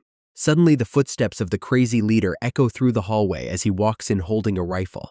Hiding behind a desk, the tough student gets extremely nervous and wonders if the boss is headed his way. The cold leader ignores his partner's pleas and calmly lists his first survival rule before aiming his gun. A sudden loud gunshot echoes through the room as the heartless boss eliminates his own teammate without hesitation. The tough student watches the brutal execution in complete shock before the killer quickly turns the weapon toward him. The crazy boss violently kicks the tough survivor and sends him crashing heavily onto the hard floor. Before he can do anything else, a brave student with glasses suddenly arrives and points a handgun right at him. The nervous teenager demands that they release his friends, but the enemy only gets curious about the popular girl.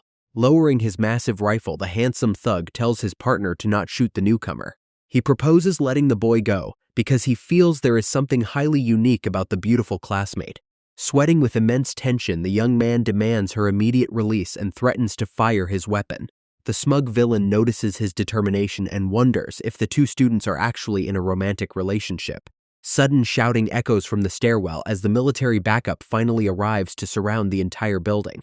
The crazy leader realizes military backup is actually here and mocks the nervous teenager to lower his weapon.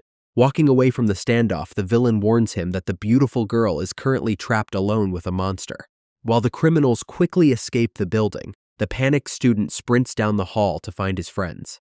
Barging inside a room, he finds his captured friend, but immediately runs out after learning that the girl is elsewhere. Left tied up on the floor, the jealous classmate gets angry and grumbles that the two must definitely be dating. Minjun desperately swings open the door to another dark room, hoping that his popular classmate is still alive. A look at the list of escapees reveals that these dangerous convicts are actually deadly murderers and death row inmates.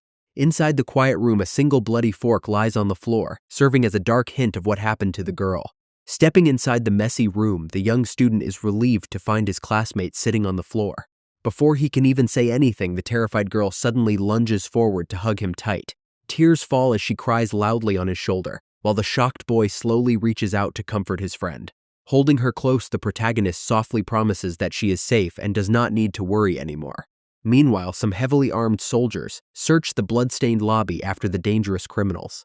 One guard reports on his radio that he chased the escapees for 300 meters but lost them in the chaos. The captain orders them to regroup and return to Gunja Station because splitting up is far too dangerous. The brave soldier praises the tough teenager for his incredible skills, but the boy worries about retaliation. When asked about his shooting skills, the young defector reveals he had to eliminate a tormentor to escape his homeland. The teenager admits he wanted to enlist in the army after high school, while addressing the sergeant by his full name. The military officer gets highly serious and requests a private conversation before they head into room 201. Lifting his shirt, the pale protagonist reveals his stitched stomach area and admits he was infected over 1 week ago. The sergeant suggests keeping the secret safe and promises to personally speak with a close doctor at the shelter. The young student feels relieved and hands back the borrowed pistol while clarifying that he did not actually shoot it. Smiling gently at his honesty, the leader reassures him that everything is fine as they prepare for their next move. The sergeant surprisingly tells Minjun to keep the gun, which makes the young student feel deeply grateful. Before entering the main shelter, they must spend a full day in quarantine to make sure they are not infected. The soldier mentions that Gangnam is the largest safe zone, but they currently have no way to contact that area. The officer explains that the central government has collapsed while some prisons are now being used as shelters. Neighboring countries like North Korea and Japan immediately locked down their borders to stop the spreading virus. Refugees trying to escape by boat accidentally brought the terrible disease straight onto those clean streets. China also failed its initial response, and the infection is now spreading rapidly across several Asian nations. Even America is struggling to evacuate its citizens as rumors spread about infected units within their military. Speculation about the origin of the outbreak grows as America steps in and soldiers suspect a planned bioattack. Simultaneous nationwide infections and dead communications make many citizens believe that a foreign nation is behind the attack. The young man instead suspects that his favorite shooting game is actually the real source of this nightmare. Since the monsters look exactly like the creatures in the game, his friends also agree with this crazy theory. They wonder if some billionaire intentionally designed this survival trial, but they still do not understand the true motive. Although the truth remains hidden, they are certain that someone has successfully brought the game into the real world. Meanwhile, inside the quarantine sector, a 20-year-old university student named Seo Hakyung cries out for her family. Fortunately, the little boy and his mother safely complete their tests and finally reunite with the professor's daughter. Despite escaping safely, the group feels incredibly downcast because of the professor who was infected during their escape. While sitting in the quiet waiting area, the young student slowly walks over and sits next to his popular classmate. She claims to be perfectly fine, but the teenager knows she is deeply shocked after having to defeat a monster with a fork. Their deep conversation is suddenly interrupted when a classmate tells the beautiful girl that it is her turn to go inside. She quickly snaps at the annoying classmate, which makes the protagonist realize she is back to her usual mean self. Fortunately, both teenagers test negative for the virus, but their tough guide is hospitalized for several weeks to heal. Entering the private clinic, the anxious teenager finally shows the doctor his mysterious stomach wound. After inspecting the dark marks, the professional immediately confirms that the young student is indeed infected. Since he still behaves normally, she suggests that his body probably holds the key to developing a powerful cure. The boy worries about being sacrificed for research, but she explains that this small base lacks proper equipment. To protect his life, the doctor promises to keep his condition a secret as long as he follows her strict rules. Stepping back out into the dark corridor, the pale teenager meets his beautiful classmate and explains the situation. Suddenly remembering a crucial detail from their talk, the popular girl pushes him aside and runs down the hallway. Barging into the office, the popular girl tells the doctor that they must talk about an extremely urgent matter. The sudden entrance completely startles the medical professional, who was actually preparing to head home. Sitting down, the anxious classmate desperately begs her to keep this highly private conversation a secret. Bringing up her sick classmate, she nervously asks if an infected guy can still be close with a girlfriend. This incredibly bizarre question leaves the doctor completely stunned and speechless in her seat. The doctor gets completely confused when the blushing girl asks if an infected person can ever have romantic intimacy. The medical professional wonders why her guest is suddenly asking such an incredibly bizarre question. Realizing the truth, the doctor asks if the two classmates are secretly dating, which immediately makes the girl panic.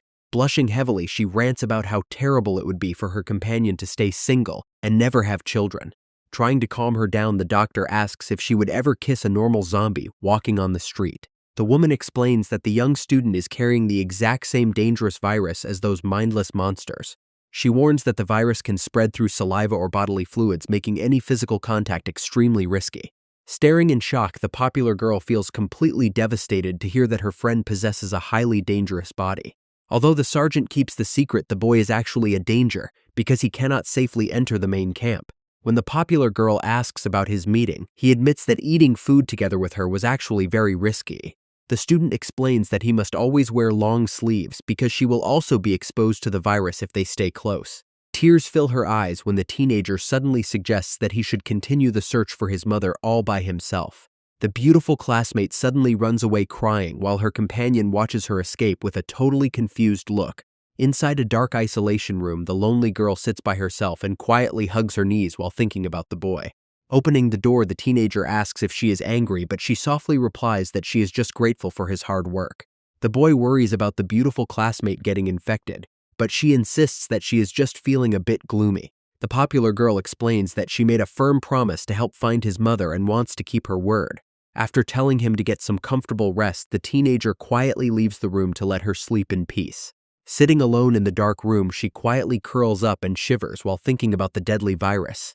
Morning soon arrives as the warm sun shines brightly over the massive medical facility inside the shelter. Their tough friend learns that he needs a 5-week treatment period because of his severely injured leg. The teenager feels extremely anxious because staying there for over a month will delay the search for his mother. The group gets introduced to An Hyung-gi, who manages this surprisingly free and liberal military base. The 50-year-old director seems extremely kind, but he secretly orders the immediate execution of any infected person. The young man realizes he must keep his symptoms hidden because his friends are shocked to learn his true status. To live in this shelter, he is forced to stay in a tiny Goshiwon room right next to the sergeant for monitoring. Enjoying the luxury of running water, the teenager begins to wonder if they could actually live here forever. Sitting alone in her room, the popular girl remembers her promise to stay by his side and help find his mother. The quiet student hears her words and starts to wonder if he made a huge mistake by telling her to keep away. Looking at the messy bathroom, the teenager realizes that the popular girl has slowly become a truly precious person to him.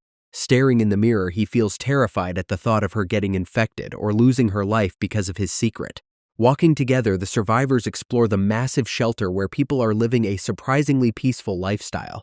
They pass by a physical training center where all young adults are required to exercise and prepare for patrol duties. Suddenly, his high school friend points out that some other students from their old class managed to survive the outbreak. Two female classmates instantly recognize the beautiful girl and run over to talk about their crazy escape experiences. The mood shifts when the girls suddenly spot the quiet boy and ask how the two of them ended up traveling together. One of the girls laughs at his survival, while another survivor suddenly asks her about her missing parents.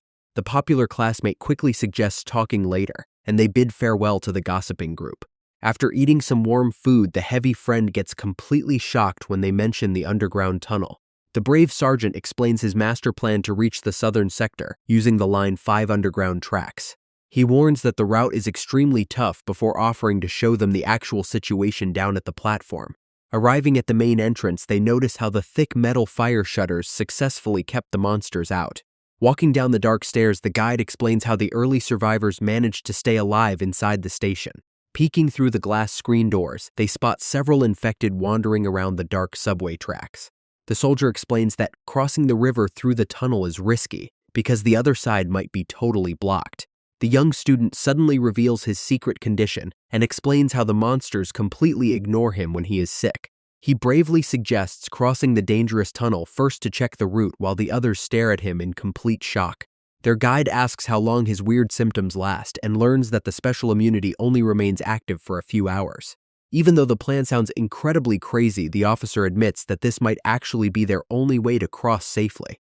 Looking at the map, they realize the distance is 4 kilometers, so the teenager suggests using a fast scooter to save time. The sergeant warns them that traveling through the dark tunnels is way too dangerous after they recently lost 2 soldiers. The sick teenager offers to go alone, but his beautiful classmate instantly screams that she does not want to become a widow. Realizing the risk of his unstable symptoms, their tough friend also advises them to wait and prepare a better plan. While walking near the city railroad entrance, the survivors decide to explore the area together with the guards. Suddenly, the popular girl stops walking and turns around after sensing a highly familiar scent in the air. She gets completely stunned to see her 36-year-old stepmother, Choi Soo-jin, standing in the middle of the street. The evil stepmother lets out a wicked laugh and mockingly asks if the popular classmate is actually still alive. A flashback shows the day of the outbreak when the terrified classmate called her stepmother to beg for rescue. The cruel woman completely ignored her desperate plea and told the girl to figure it out alone before hanging up. Returning to the present, the protagonist asks if they know each other, and the girl reveals this is her stepmother. The stepmother gets furious and screams that she only ran away because her own life was in danger on that chaotic day. She coldly states that they are not blood-related and blames the girl's bad personality for her terrible situation. The teenager gets incredibly annoyed by the stepmother and tries to pull his classmate away from the drama. Nearby, the guards watch the scene and complain about a couple who constantly breaks the rules of the shelter. The young student listens to their gossip and wonders why the stepmother has such a bad reputation here. Suddenly, a radio alert goes off announcing that a single American soldier has just been spotted near the south gate. Since the guard needs someone who can translate English, the beautiful girl confidently steps forward to help. Heading inside, they meet a 27-year-old American sergeant named David Briggs who was patrolling nearby. The American soldier explains that only 5 men survived in his unit, and their rescue helicopter plans fell through completely. He mentions that their communications are likely being jammed on purpose, while the popular girl translates his heavy words. Although they ask for an evacuation, the soldier explains that saving 500 survivors is almost impossible right now. Suddenly, his friend gets a crazy idea about sending the immune teenager with the soldier to help create a powerful vaccine. Evening quickly falls over the quiet facility as the vending machines stand empty, and the clock keeps ticking in the dark. Walking through the silent corridor, the female doctor carefully peeks outside her clinic room before locking the door shut. Sitting alone at her messy desk, the anxious woman clutches her phone and desperately prays for help to arrive quickly. The female doctor analyzes the blood test tube and realizes that she has finally discovered a truly immune survivor. Suddenly, her phone screen lights up with a strong signal which allows her to contact her secret organization after a month. She reports her discovery to the operator, who immediately promises to transfer the call directly to their powerful leader. The doctor explains that the boy is fully infected, but his body somehow fluctuates back and forth like a normal human. She suggests sending the immune teenager directly to their main facility, because she cannot perform complex tests alone. The mysterious voice on the phone denies the existence of immunity and calls the boy a fatal bug in the entire system. The mysterious voice on the line wonders if they should eliminate the teenager, but quickly decides against it. The caller orders the female doctor to send the blood sample so they can experiment on the boy and upgrade the virus. The woman panics and explains that she has no way of sending the immune student to their secret base on her own. Sudden heavy knocking on the office door startles the lady, and she realizes her husband is standing right outside. She quickly opens the door and lies about changing her clothes to explain why she locked the office. The man points out it is time for roll call but mentions that he has some incredibly important news to share. The husband whispers that the foreign soldier who recently arrived is actively trying to contact his main base. The man suggests sending the immune boy or his blood sample to America to finally develop a powerful cure. Fearing the worst, the doctor quickly asks if he already revealed their secret to the foreign soldier. He admits that he has not mentioned it yet, but insists they desperately need outside help to end this nightmare. The female doctor refuses to share the sample because she does not trust unverified soldiers with her research. Understanding her deep concern, the husband reluctantly agrees to keep their discovery a secret for the time being. Suddenly, a loud radio alert warns them about a mysterious drone flying nearby before several gunshots echo outside. The sergeant heads out to investigate while the worried man tells his wife to stay hidden inside the office. The worried husband quickly heads out to check on the noise while warning his wife to remain extremely careful inside. Once she is left alone, the female doctor rushes back to her desk and desperately tries to reconnect her phone call. She sighs in deep disappointment because the signal is completely dead and she cannot reach her secret organization. The next morning arrives over the shelter as a soldier brushing his teeth wonders if they missed a mysterious drone. The guards discuss the flying object and confirm that it does not belong to the American military unit stationed nearby. They worry that they will eventually run out of ammunition because guns are mostly illegal and supplies are very limited. The leaders discuss the mysterious drones and wonder who is actually sending them to help the survivors.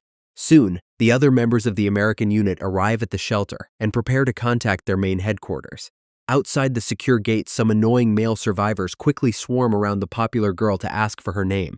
She politely rejects them and wonders where her companion Minjin has wandered off to inside this massive base. Spotting a teenager who looks just like him, she gets surprised when the stranger suddenly calls her his big sister. She gets highly confused until her evil stepmother suddenly interrupts the scene and starts acting extremely friendly. The annoying woman asks for cosmetics and tells the popular girl that the little boy Hajun is currently looking for her. Byungjin cries, thinking that the two classmates are dating, but his friend quickly disagrees. Sunho boasts about his own dating intuition and confidently claims that the popular girl actually likes their friend. He analyzes her wealthy background and wonders why such an elite girl would fall for a normal guy. The popular girl suddenly interrupts their talk and asks if they know the protagonist very well. She asks what they talk about when they hang out, and they admit they mostly discuss games and celebrities. Hearing this, the girl suddenly recalls an earlier conversation when she asked her companion about his ideal type. That was the exact moment he shocked her by revealing he personally knew the famous idol named Yu Jian.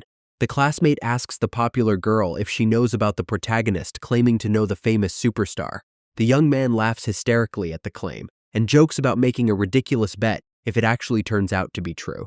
The heavy friend gets highly nervous and suddenly asks if she has a secret crush on their quiet companion.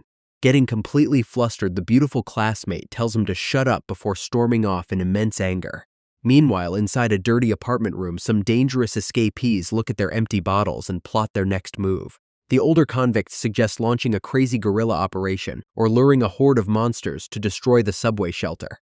Noting that 5 of their allies already died during the previous struggle, the thug suggests giving up on the fortress. While the man suggests recruiting more survivors, the handsome leader calmly orders his crew to simply relocate instead. Smiling creepily, the older thug instantly realizes that their handsome boss is still obsessed with capturing the popular girl. Inside their messy room, a talkative criminal mockingly asks if the gang leader has a secret crush on the young girl. Furious at the teasing, the young boss violently grabs him by the neck and threatens him with a sharp pair of scissors. The terrified thug desperately begs for mercy while promising to never bring up the boss's sister ever again. Sparing his life, the leader throws him aside just as another gang member suddenly rushes into the kitchen. The sweaty newcomer urgently tells them to come outside because he has discovered something completely unbelievable. Stepping onto the outdoor staircase under the cloudy sky, they hear a series of bizarre growls echoing from below. Peeking over the metal railing, the choked criminal stares down in absolute shock at the terrifying sight. Looking down from the railing, the escapees witness a massive group of growling monsters gathered in the streets below. The older thug suggests a crazy plan to lure a massive zombie horde toward the subway shelter to create a distraction. He happily suggests wiping out all the survivors while the other criminals laugh at the brutal idea. The crazy criminal boasts that a massive attack has always been on his bucket list to get revenge on the world. Jihu turns around and asks if they are completely abandoning their original plan of taking over the safe shelter. The handsome leader agrees, but declares that he must find the popular girl before they completely destroy the base. The dangerous gang members discuss their boss's obsession with the popular girl and wonder what his plan is. They realize they need a massive horde to break the shelter's fence and consider finding some survivors to use as bait. Inside the quiet shelter, the female survivors discuss how another student luckily managed to cross the river to escape. The popular girl laughs nervously and points out that escaping the country is impossible since the airports are closed. A classmate suddenly interrupts her thoughts to announce that the sergeant needs to speak with her immediately. Once she leaves, the other girls start gossiping about how her rich lifestyle means absolutely nothing during an apocalypse. Entering on crutches, their friend mocks her for suddenly acting friendly with the boys she used to ignore at school. While they call her fake, another girl suggests that the two classmates must have developed an incredibly strong bond.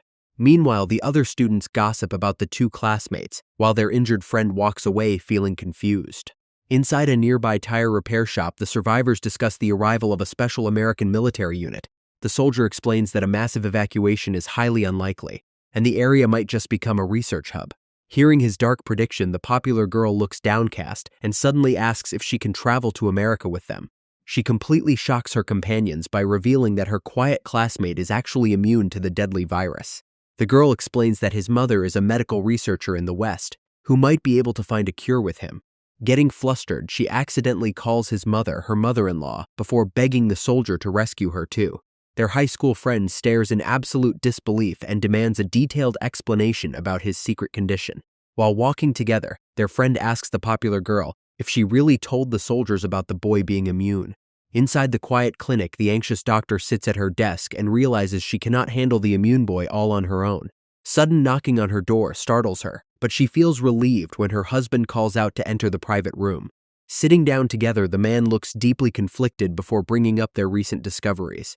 He confesses that he already revealed the secret about the teenager's unique immunity to the American soldier.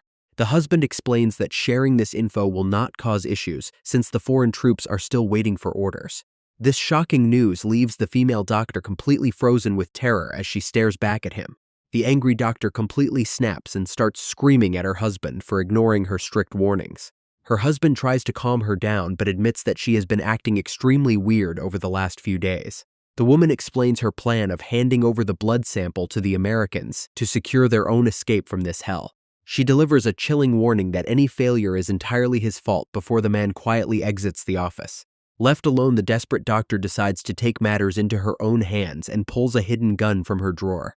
The woman studies the room chart of the quarantine building to find exactly where the immune teenager is sleeping. A pair of quiet footsteps slowly echoes down the hallway as a dangerous killer heads toward the boy's room. Walking down the dark hallway, the doctor thinks about dedicating her soul to destroying her corrupt country. The lady eventually stops directly in front of room number 05 to locate the sleeping teenager. Gently knocking on the wooden door, she introduces herself as his attending doctor and asks him to open up. The creepy woman smiles wickedly and claims that she found something strange in his blood sample. Opening the door, the young student gets completely surprised to see her visiting him at this late hour. Suddenly, the crazy doctor pulls out a black gun and points it directly at his forehead, which shocks him. She calls the boy a dangerous bug in the system and demands that he sacrifice himself for her savior named Jin. Glaring with a terrifying expression, she screams at him to not move a single muscle. The doctor's husband suddenly steps into the room and points a weapon at her to stop the madness. Turning around with a creepy smile, she claims that the young protagonist is actually a dangerous monster. She warns that the boy is a ticking time bomb who wants to infect every single person in the base. Standing firmly in the hallway, her partner admits that she looks like a completely different person now. Smiling wickedly at his words, she laughs because she never expected him to stand against her. She turns her weapon back toward the terrified teenager and dares her partner to pull his trigger. Sweating with intense panic, the husband screams and demands to know who is forcing her to commit these crimes. The crazy doctor freezes in shock when her husband aims a gun, but admits he cannot bring himself to pull the trigger.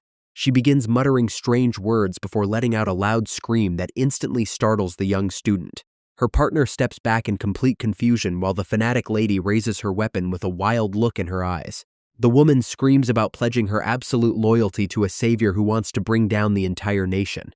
Placing her weapon inside her mouth, the crazy doctor prepares to end it all while her partner begs her to stop.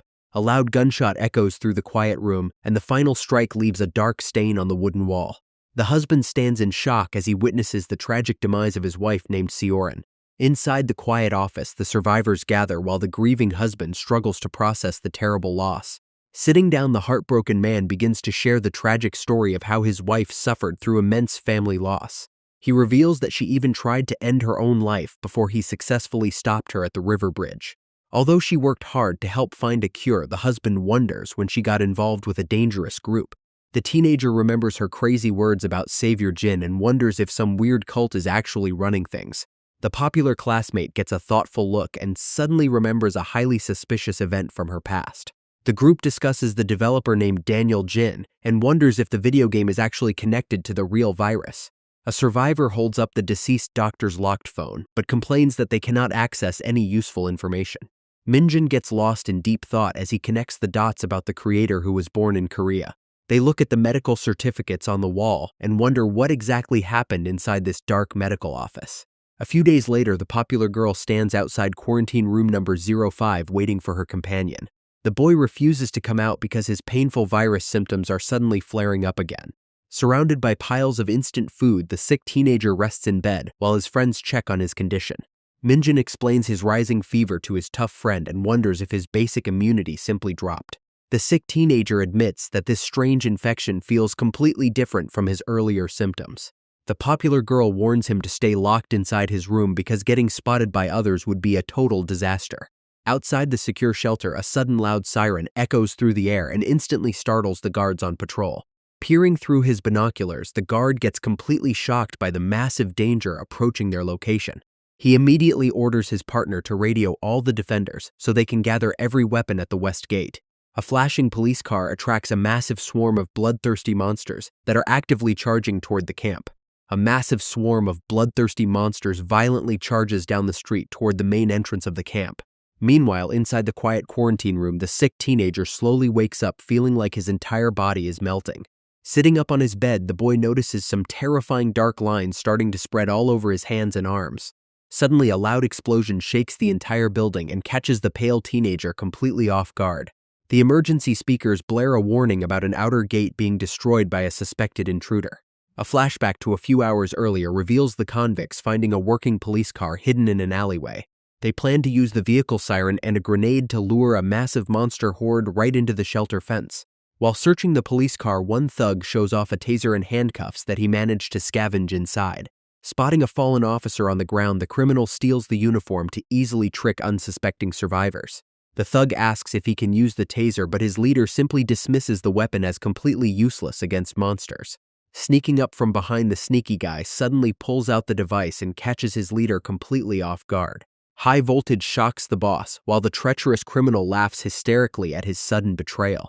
Despite getting shocked by the taser, the handsome leader suddenly tackles his betrayer to the ground. The crazy boss punches his attacker repeatedly while the other thug watches in pure horror. Using a heavy rifle stock, the older thug strikes the leader down and gasps in shock. The older criminal explains that their leader was definitely planning to betray them in the end. He calls the unconscious boss a total monster who enjoys eliminating his own teammates. The younger guy mentions his past revenge story, but quickly backs down when threatened. Raising his heavy weapon, the older thug prepares to end his leader once and for all. Stopping his partner from using a gun, the younger criminal suggests saving bullets and handcuffs the boss to a metal bar. While the older convict wants to torture him, the younger thief takes charge and sets up a loud megaphone on the floor. Admitting he was always uncomfortable around the boss, the thief turns on the noisy speaker to lure monsters toward him. The thugs quickly exit and lock the apartment door, leaving the whirring device behind to attract every beast in the area. Meanwhile, back on the shelter roof, the station guards suddenly freeze after hearing a loud siren echo through the streets. Raising his binoculars to inspect the noise, the guard gets completely shocked by the massive threat heading straight for them. Seeing the huge threat, the soldier urgently commands his partner to call every guard to the west gate. The noisy police car drives straight toward the shelter while drawing a massive swarm of furious monsters behind it. The vehicle crashes into the barricade and keeps its loud siren blaring to draw every creature to the gate. Hiding nearby in the shadows, a sneaky criminal carefully watches the chaos unfold while waiting for his moment. Pulling the pins out of some hand grenades, the cold convict prepares to breach the shelter defenses. A guard on the lookout tower freezes in panic when two live explosives suddenly roll toward the entrance. A massive explosion suddenly erupts at the main gate and completely destroys the outer wall of the base. Emergency sirens blare across the shelter as loudspeakers announce that the outer gate has been destroyed. Hearing the chaos, the popular girl suddenly remembers how they defeated giant monsters before using fire. Sprinting into the panicking crowd, she loudly warns everyone that standard bullets will not be enough. The brave girl desperately begs a guard for firebombs, but the soldier orders her to evacuate indoors immediately. As soldiers fire frantically at a massive bloody monster, she realizes the front gate is about to fall. Escaping the front line, she remembers that her sick classmate might hold the power to control these beasts. Deciding to trust him, the popular girl quickly sprints back toward his room to find a way to stop the swarm. As the gate is about to shut, a sudden shout calls out to the popular girl, while panicked survivors run for their lives. The frantic adults quickly push their way through the entrance right before a guard locks the metal latch tight. Watching through the tall fence, the shocked girl spots a terrified child desperately running away from a fast monster. The selfish adults scream at her to keep the gate locked instead of risking everyone to save the helpless child. Tears fill her eyes as the vicious creature violently tackles the screaming child onto the cold street outside. A cowardly survivor shoves the popular classmate aside while she watches the brutal scene unfold through the fence. Reaching down to her belt, the brave girl tightly grips her sharp knife and prepares to take action herself. She suddenly recalls the dark words of the crazy gang leader who forced her to confront the brutal truth of this world.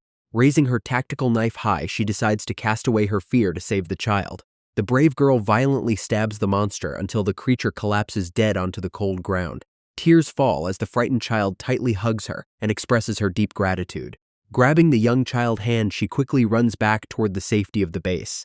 A sudden loud clanking sound echoes as someone locks the heavy metal gate shut. Before they can reach safety, a bloodthirsty creature suddenly tackles the little girl to the floor. Looking on in pure horror, the popular classmate realizes she is now trapped outside with the hungry horde. Loud gunshots echo through the street as the armed soldiers suddenly arrive to shoot down the nearby monsters. The sergeant urges her to hurry inside while pointing out that saving the fallen child is already impossible. Heavy gunfire fills the air as the brave girl quickly rushes toward the shelter entrance alongside the guards. Shooting down the charging beasts, the armed soldiers quickly usher her into the stairwell and lock the heavy door. Catching her breath on the cold stairs, the angry girl complains about the selfish woman who locked the entrance. The sergeant admits the situation is tragic and promises to deal with the evil woman after securing the building. Desperate to stop the attack, Yenna explains that the giant monster is weak to fire and begs him to listen. The soldier worries that flame weapons will not be enough while everyone frantically asks him for a plan. A chaotic radio call reveals the southern sector is wiped out as the shelter director blindly demands to defend the north. Taking charge over the radio, the brave sergeant orders a ceasefire and commands troops to secure their ammunition store. Another officer supports his smart tactic, forcing the panicked director to halt gunfire and order infected shot on sight. Sweating with intense worry, the tired soldier realizes their base might still get completely wiped out. Yenna wonders about her sick companion, while the sergeant declares that keeping the immune boy alive is their top priority. Assuming the boy is trapped in his small room, the soldier invites the popular girl to help rescue him together. Checking their ammo supplies, the brave sergeant realizes they are running dangerously low on bullets. He orders the girl to sneak inside with the foreign soldier while he draws the monsters away. The American soldier believes the strategy is far too risky and insists on taking the bait role himself. The sergeant rejects his offer and explains that the sick teenager might be the only hope for humanity. Urging them to move fast, the officer points toward the stairs so they can start the mission. The gunfire suddenly stops and leaves the southern plaza completely devastated by the monster attack. While running down the street, the popular girl learns that her tough classmate is safely evacuating north. Outside the facility, the guards shoot down the oncoming monsters to cover their retreat. While the soldier covers the entrance, the popular girl frantically rushes inside the building to find her friend. Swinging the door open, she calls out his name and freezes when she notices his strange behavior. The boy stumbles away with red marks spreading across his arms while clutching his stomach in agonizing pain. Worried about his terrible condition, the girl slowly steps closer to ask if he is doing fine. Without warning, the infected teenager aggressively grabs her wrist and slams her right against the wall. Staring with glowing red eyes, he pants heavily above her, which instantly reminds the girl of her recent nightmare. Pinned against the wall, the embarrassed girl gets flustered until the boy looks at her shoulder and whispers something scary. Thinking he is hitting on her, the popular classmate freaks out and screams at him while trying to push him away. Before she can argue, the sick teenager suddenly groans in agonizing pain and stumbles backward onto the floor. Looking down at his hand, the young student notices the dark red veins disappearing as his fever slowly cools down. He reveals that he can actually suppress the virus symptoms on his own whenever he manages to keep his mind calm. The boy explains that entering the infected state hurts terribly, but he can switch back to normal whenever he wants. His classmate gets amazed by his ability to avoid attacks, while the teenager admits that using it shortens his lifespan. She asks if he can command the monsters, but the boy notes that they have no time for risky experiments right now. Urging her to move fast, the young student gears up with a hood and mask to prepare for their dangerous escape. Checking his equipment, the protagonist loads the borrowed handgun to ensure he can defend himself against any threat. While sneaking outside, sudden gunfire echoes through the air to signal that the sergeant initiated the distraction. As the bloodthirsty monsters rush toward the noise, the masked boy gives a thumbs up and prepares to slip past the crowd. As they step outside, a group of monsters suddenly charges straight toward the popular girl. Trying to test his powers, the masked teenager steps forward and demands the creatures to stop moving. His plan fails completely as the rabid beasts continue charging while his classmate panics in fear. Reaching for his weapon, the boy gets saved when the soldier opens fire with his heavy rifle. Covering their escape, the armed soldier shouts for the two teenagers to quickly keep running. Sprinting down the ruined street, the group finally reaches the safety of the main entrance gate. Reaching the metal barrier, the girl frantically confirms to the guards that she was not bitten by any monsters. The guard orders the teenager to lower his hat, so he removes his mask to prove he is not infected. The guard allows them inside with a strict warning, while the girl silently prays for the sergeant's safety. Reconnecting inside the camp, their friends feel deeply relieved to see that everyone made it back alive. While the boys discuss arming themselves, the popular girl suddenly spots the selfish woman standing nearby. Storming over in pure rage, the furious teenager delivers a massive slap straight to the woman's face. She angrily confronts the woman for locking the main gate and letting a helpless child perish outside. Tears fall as she blames the selfish adult for the tragedy, while the woman holds her sore cheek in shock. The woman snaps in anger and a wild brawl breaks out until the other survivors quickly rush to separate them. The selfish woman angrily demands proof while trying to force a nearby guy to lie and support her story. She turns the blame onto her classmate and shouts to the crowd that the girl actually caused the tragedy. The loud adult even demands an immediate execution for the teenager under the official shelter rules. Suddenly, the sergeant steps in and recites the harsh laws against abandoning survivors or spreading lies. He warns that those crimes carry the death penalty, which instantly makes the lying woman sweat in panic. The officer shuts down her pathetic excuses and promises a full official review to hold her accountable. The selfish woman screams at the soldier in rage and threatens to ruin his entire career on social media. Inside the dark station, the sergeant explains their low ammo supplies, while the panicked director shouts in fear. The brave soldier warns everyone that someone deliberately guided the monsters straight back toward their base. Outside near the metal gate, a hidden sniper aims his rifle and suddenly shoots down the stationed guard. Massive bloodthirsty creatures roar in rage as heavy gunfire echoes across the ruined street. Emergency speakers announce an active breach at the north gate, and the sergeant realizes the convicts are back. The sergeant promises to hunt down the dangerous escapees while ordering the troops to hold off the swarm. The foreign soldier reveals his unit suffered casualties, so the sergeant orders him to focus entirely on protecting Minjin. Loading his weapon, the angry sergeant vows to hunt down the dangerous escapees hiding near the base. While their tough friend offers to join the search, the officer warns that his unhealed leg makes the mission too risky. Looking at the subway entrance, the friends explain that over 100 refugees are currently trapped on the platform. Realizing the danger, the protagonist holding a whistle decides to take advantage of the chaos to make his move. Ignoring his friend's warnings, the boy declares that he will use his immunity to cross the river tunnel right now. Shining his flashlight through the glass doors, he watches several blood-covered monsters roaming the dark tracks below. The young man details his plan to lure the tunnel monsters away, while his friends worry about the massive distance. He suggests herding the monsters into a middle station and estimates his infection state will last 5 hours. The foreign soldier warns about the massive risks while his friends wonder if the popular girl will even approve. Stepping down the stairs, the popular classmate gets completely shocked after learning about his reckless plan. Furious by his decision, she angrily scolds him for risking his life and activating his virus symptoms so casually. The boy calmly explains that using his unique condition is their only realistic way to cross the river to Gangnam. Watching the debate, the foreign soldier realizes that clearing this tunnel could open a path across the whole city. The group suggests testing the plan at the next station, while the girl panics about sending him alone into the dark tunnel. Placing his hand on her shoulder, the brave student reassures his classmate that he will return safely from the mission. Getting flustered, she awkwardly jokes about acting like a married couple before angrily telling him to do whatever he wants. Stepping down onto the dark subway tracks, the young student slowly approaches a group of blood-covered monsters. As the heavy safety doors shut behind him, the teenager gives a thumbs up to signal his friends to lock the entrance. Raising his whistle, the brave boy blows a loud noise that instantly alerts all the nearby creatures on the tracks.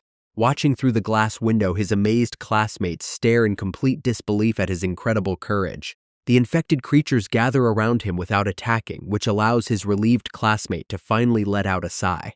Yena silently prays for her companion while the brave boy begins leading the horde down the dark subway tunnel. Meanwhile, near the unguarded south entrance, a disguised criminal sneaks closer to execute his dark plan. The villain cuts the heavy lock, wanting to wipe out the survivors and loot all their remaining weapons and supplies. Stepping inside the open gate, he prepares a noisy loudspeaker to draw every monster in the area toward the platform.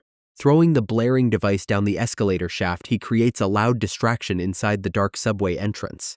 Hearing the sudden screeching of approaching monsters, the sneaky criminal quickly retreats to find a safe hiding spot.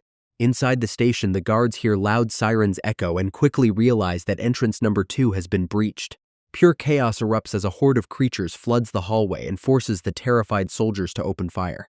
Hearing the intense gunfire, the waiting survivors rush over just as more monsters swarm inside the building. The guard orders everyone to cease fire, while fearing that their entire shelter will be destroyed if the defense fails. Seeing the overwhelming threat, the officer screams to close all inner fire shutters to lock out the horde. Panicked refugees run through the dark halls while emergency announcements order an immediate evacuation to the north. As the heavy metal shutter slams down, the popular girl gets separated from the group and trapped in the dark area. Trapped behind the closing shutter, the popular girl frantically begs the guards to open the gate. A student shouts for her to take another staircase, right as a pack of monsters charges down the hall. Warning the soldier not to fire his weapon, the brave girl turns around and sprints away to draw them off. Running for her life, she plans to head back down to the platform and locate an alternate exit. Suddenly, some familiar voices call her over and help her quickly slip behind a closing metal shutter. The popular classmate gets shocked to discover her cruel stepmother hiding alongside a mysterious man. Even though she despises her stepmother, the girl offers a quiet thank you for saving her life. Suddenly grabbing her hair from behind, the evil stepmother violently slams the popular girl onto the hard floor. The cruel woman repeatedly kicks her stepdaughter with her sharp heels while her male partner watches in silence. Sitting directly on top of her victim, the evil lady mocks the girl for suddenly trying to act like a hero. She confesses her deep hatred and admits that she always wanted to eliminate the teenager for her father's money. A wicked smile appears on her face as she reveals that she was actually the one who locked the gate shut. While growling monsters slam against the metal shutter behind them, the woman wickedly asks about her missing brother. Lying helpless on the floor, the popular classmate trembles in fear while memories of her wealthy past return. The evil stepmother reveals how she began an affair with the father before he caught her cheating. Her lover gets completely shocked after learning that the husband's total fortune is worth 100 billion won. She explains that to inherit all the fortune, both the husband and his daughter would have to die before any divorce. Boasting about holding his financial secrets, the wicked woman proposes a dark scheme to eliminate both family members. On the day the outbreak started, the popular girl insulted her stepmother before walking out of the expensive apartment. Furious at her disrespect, the evil woman screamed dark insults and cursed the teenager as she walked away. On that exact day the girl left home, her father unexpectedly returned early and caught his unfaithful wife with her lover. A heated argument instantly erupted as the furious husband demanded that the betrayers get out of his house. The father calmly declared a divorce would not matter because she would never receive a single cent of his money. He revealed that his entire massive fortune was officially set up to pass directly to his daughter. The wicked woman realized that inheriting everything required both the father and the girl to lose their lives. Without warning, the secret lover grabbed a sharp knife and unexpectedly attacked the father from behind. The sudden violent betrayal ended the father's life and set their dark plan into motion. The stepmother gets furious at her lover for stabbing the father right when emergency alerts blare across the building. Watching the news broadcast, the evil couple decides to toss the body out the window to blame the chaotic monsters. Back in the present, the wicked woman laughs hysterically while bragging about how her lover murdered the girl's father. The evil stepmother taunts the helpless classmate for becoming a completely lonely orphan. Grabbing her throat tight, the crazy woman begins strangling the girl while raving about taking all her valuable land. While the stepmother celebrates her evil plan, the brave girl quietly reaches for a hidden blade on her leg. Suddenly, the secret lover screams a warning when he spots the hidden knife, leaving the wicked woman completely stunned. Yenna slashes her stepmother with the hidden blade, forcing the evil woman to back away in severe pain. Holding her sharp weapon tightly, the brave girl warns them to stay away or face a deadly strike. Furious at the sudden attack, the man violently kicks the girl down and brutally beats her on the floor. Clutching her bleeding arm, the evil stepmother screams in rage and orders her lover to eliminate the teenager. While searching for the lost weapon, a massive bloody hand suddenly grabs the man from behind. The women freeze in terror as a gigantic blood-covered monster looms over the helpless attacker. The terrifying beast lets out a deafening screech while crushing the killer in the dark hallway. The massive monster crushes the attacker in a shower of blood while the women scream in absolute horror. Taking advantage of the chaos, the popular classmate and her stepmother sprint up the subway stairs to escape. Reaching the exit, they panic after finding the top metal gate locked tight with a heavy padlock.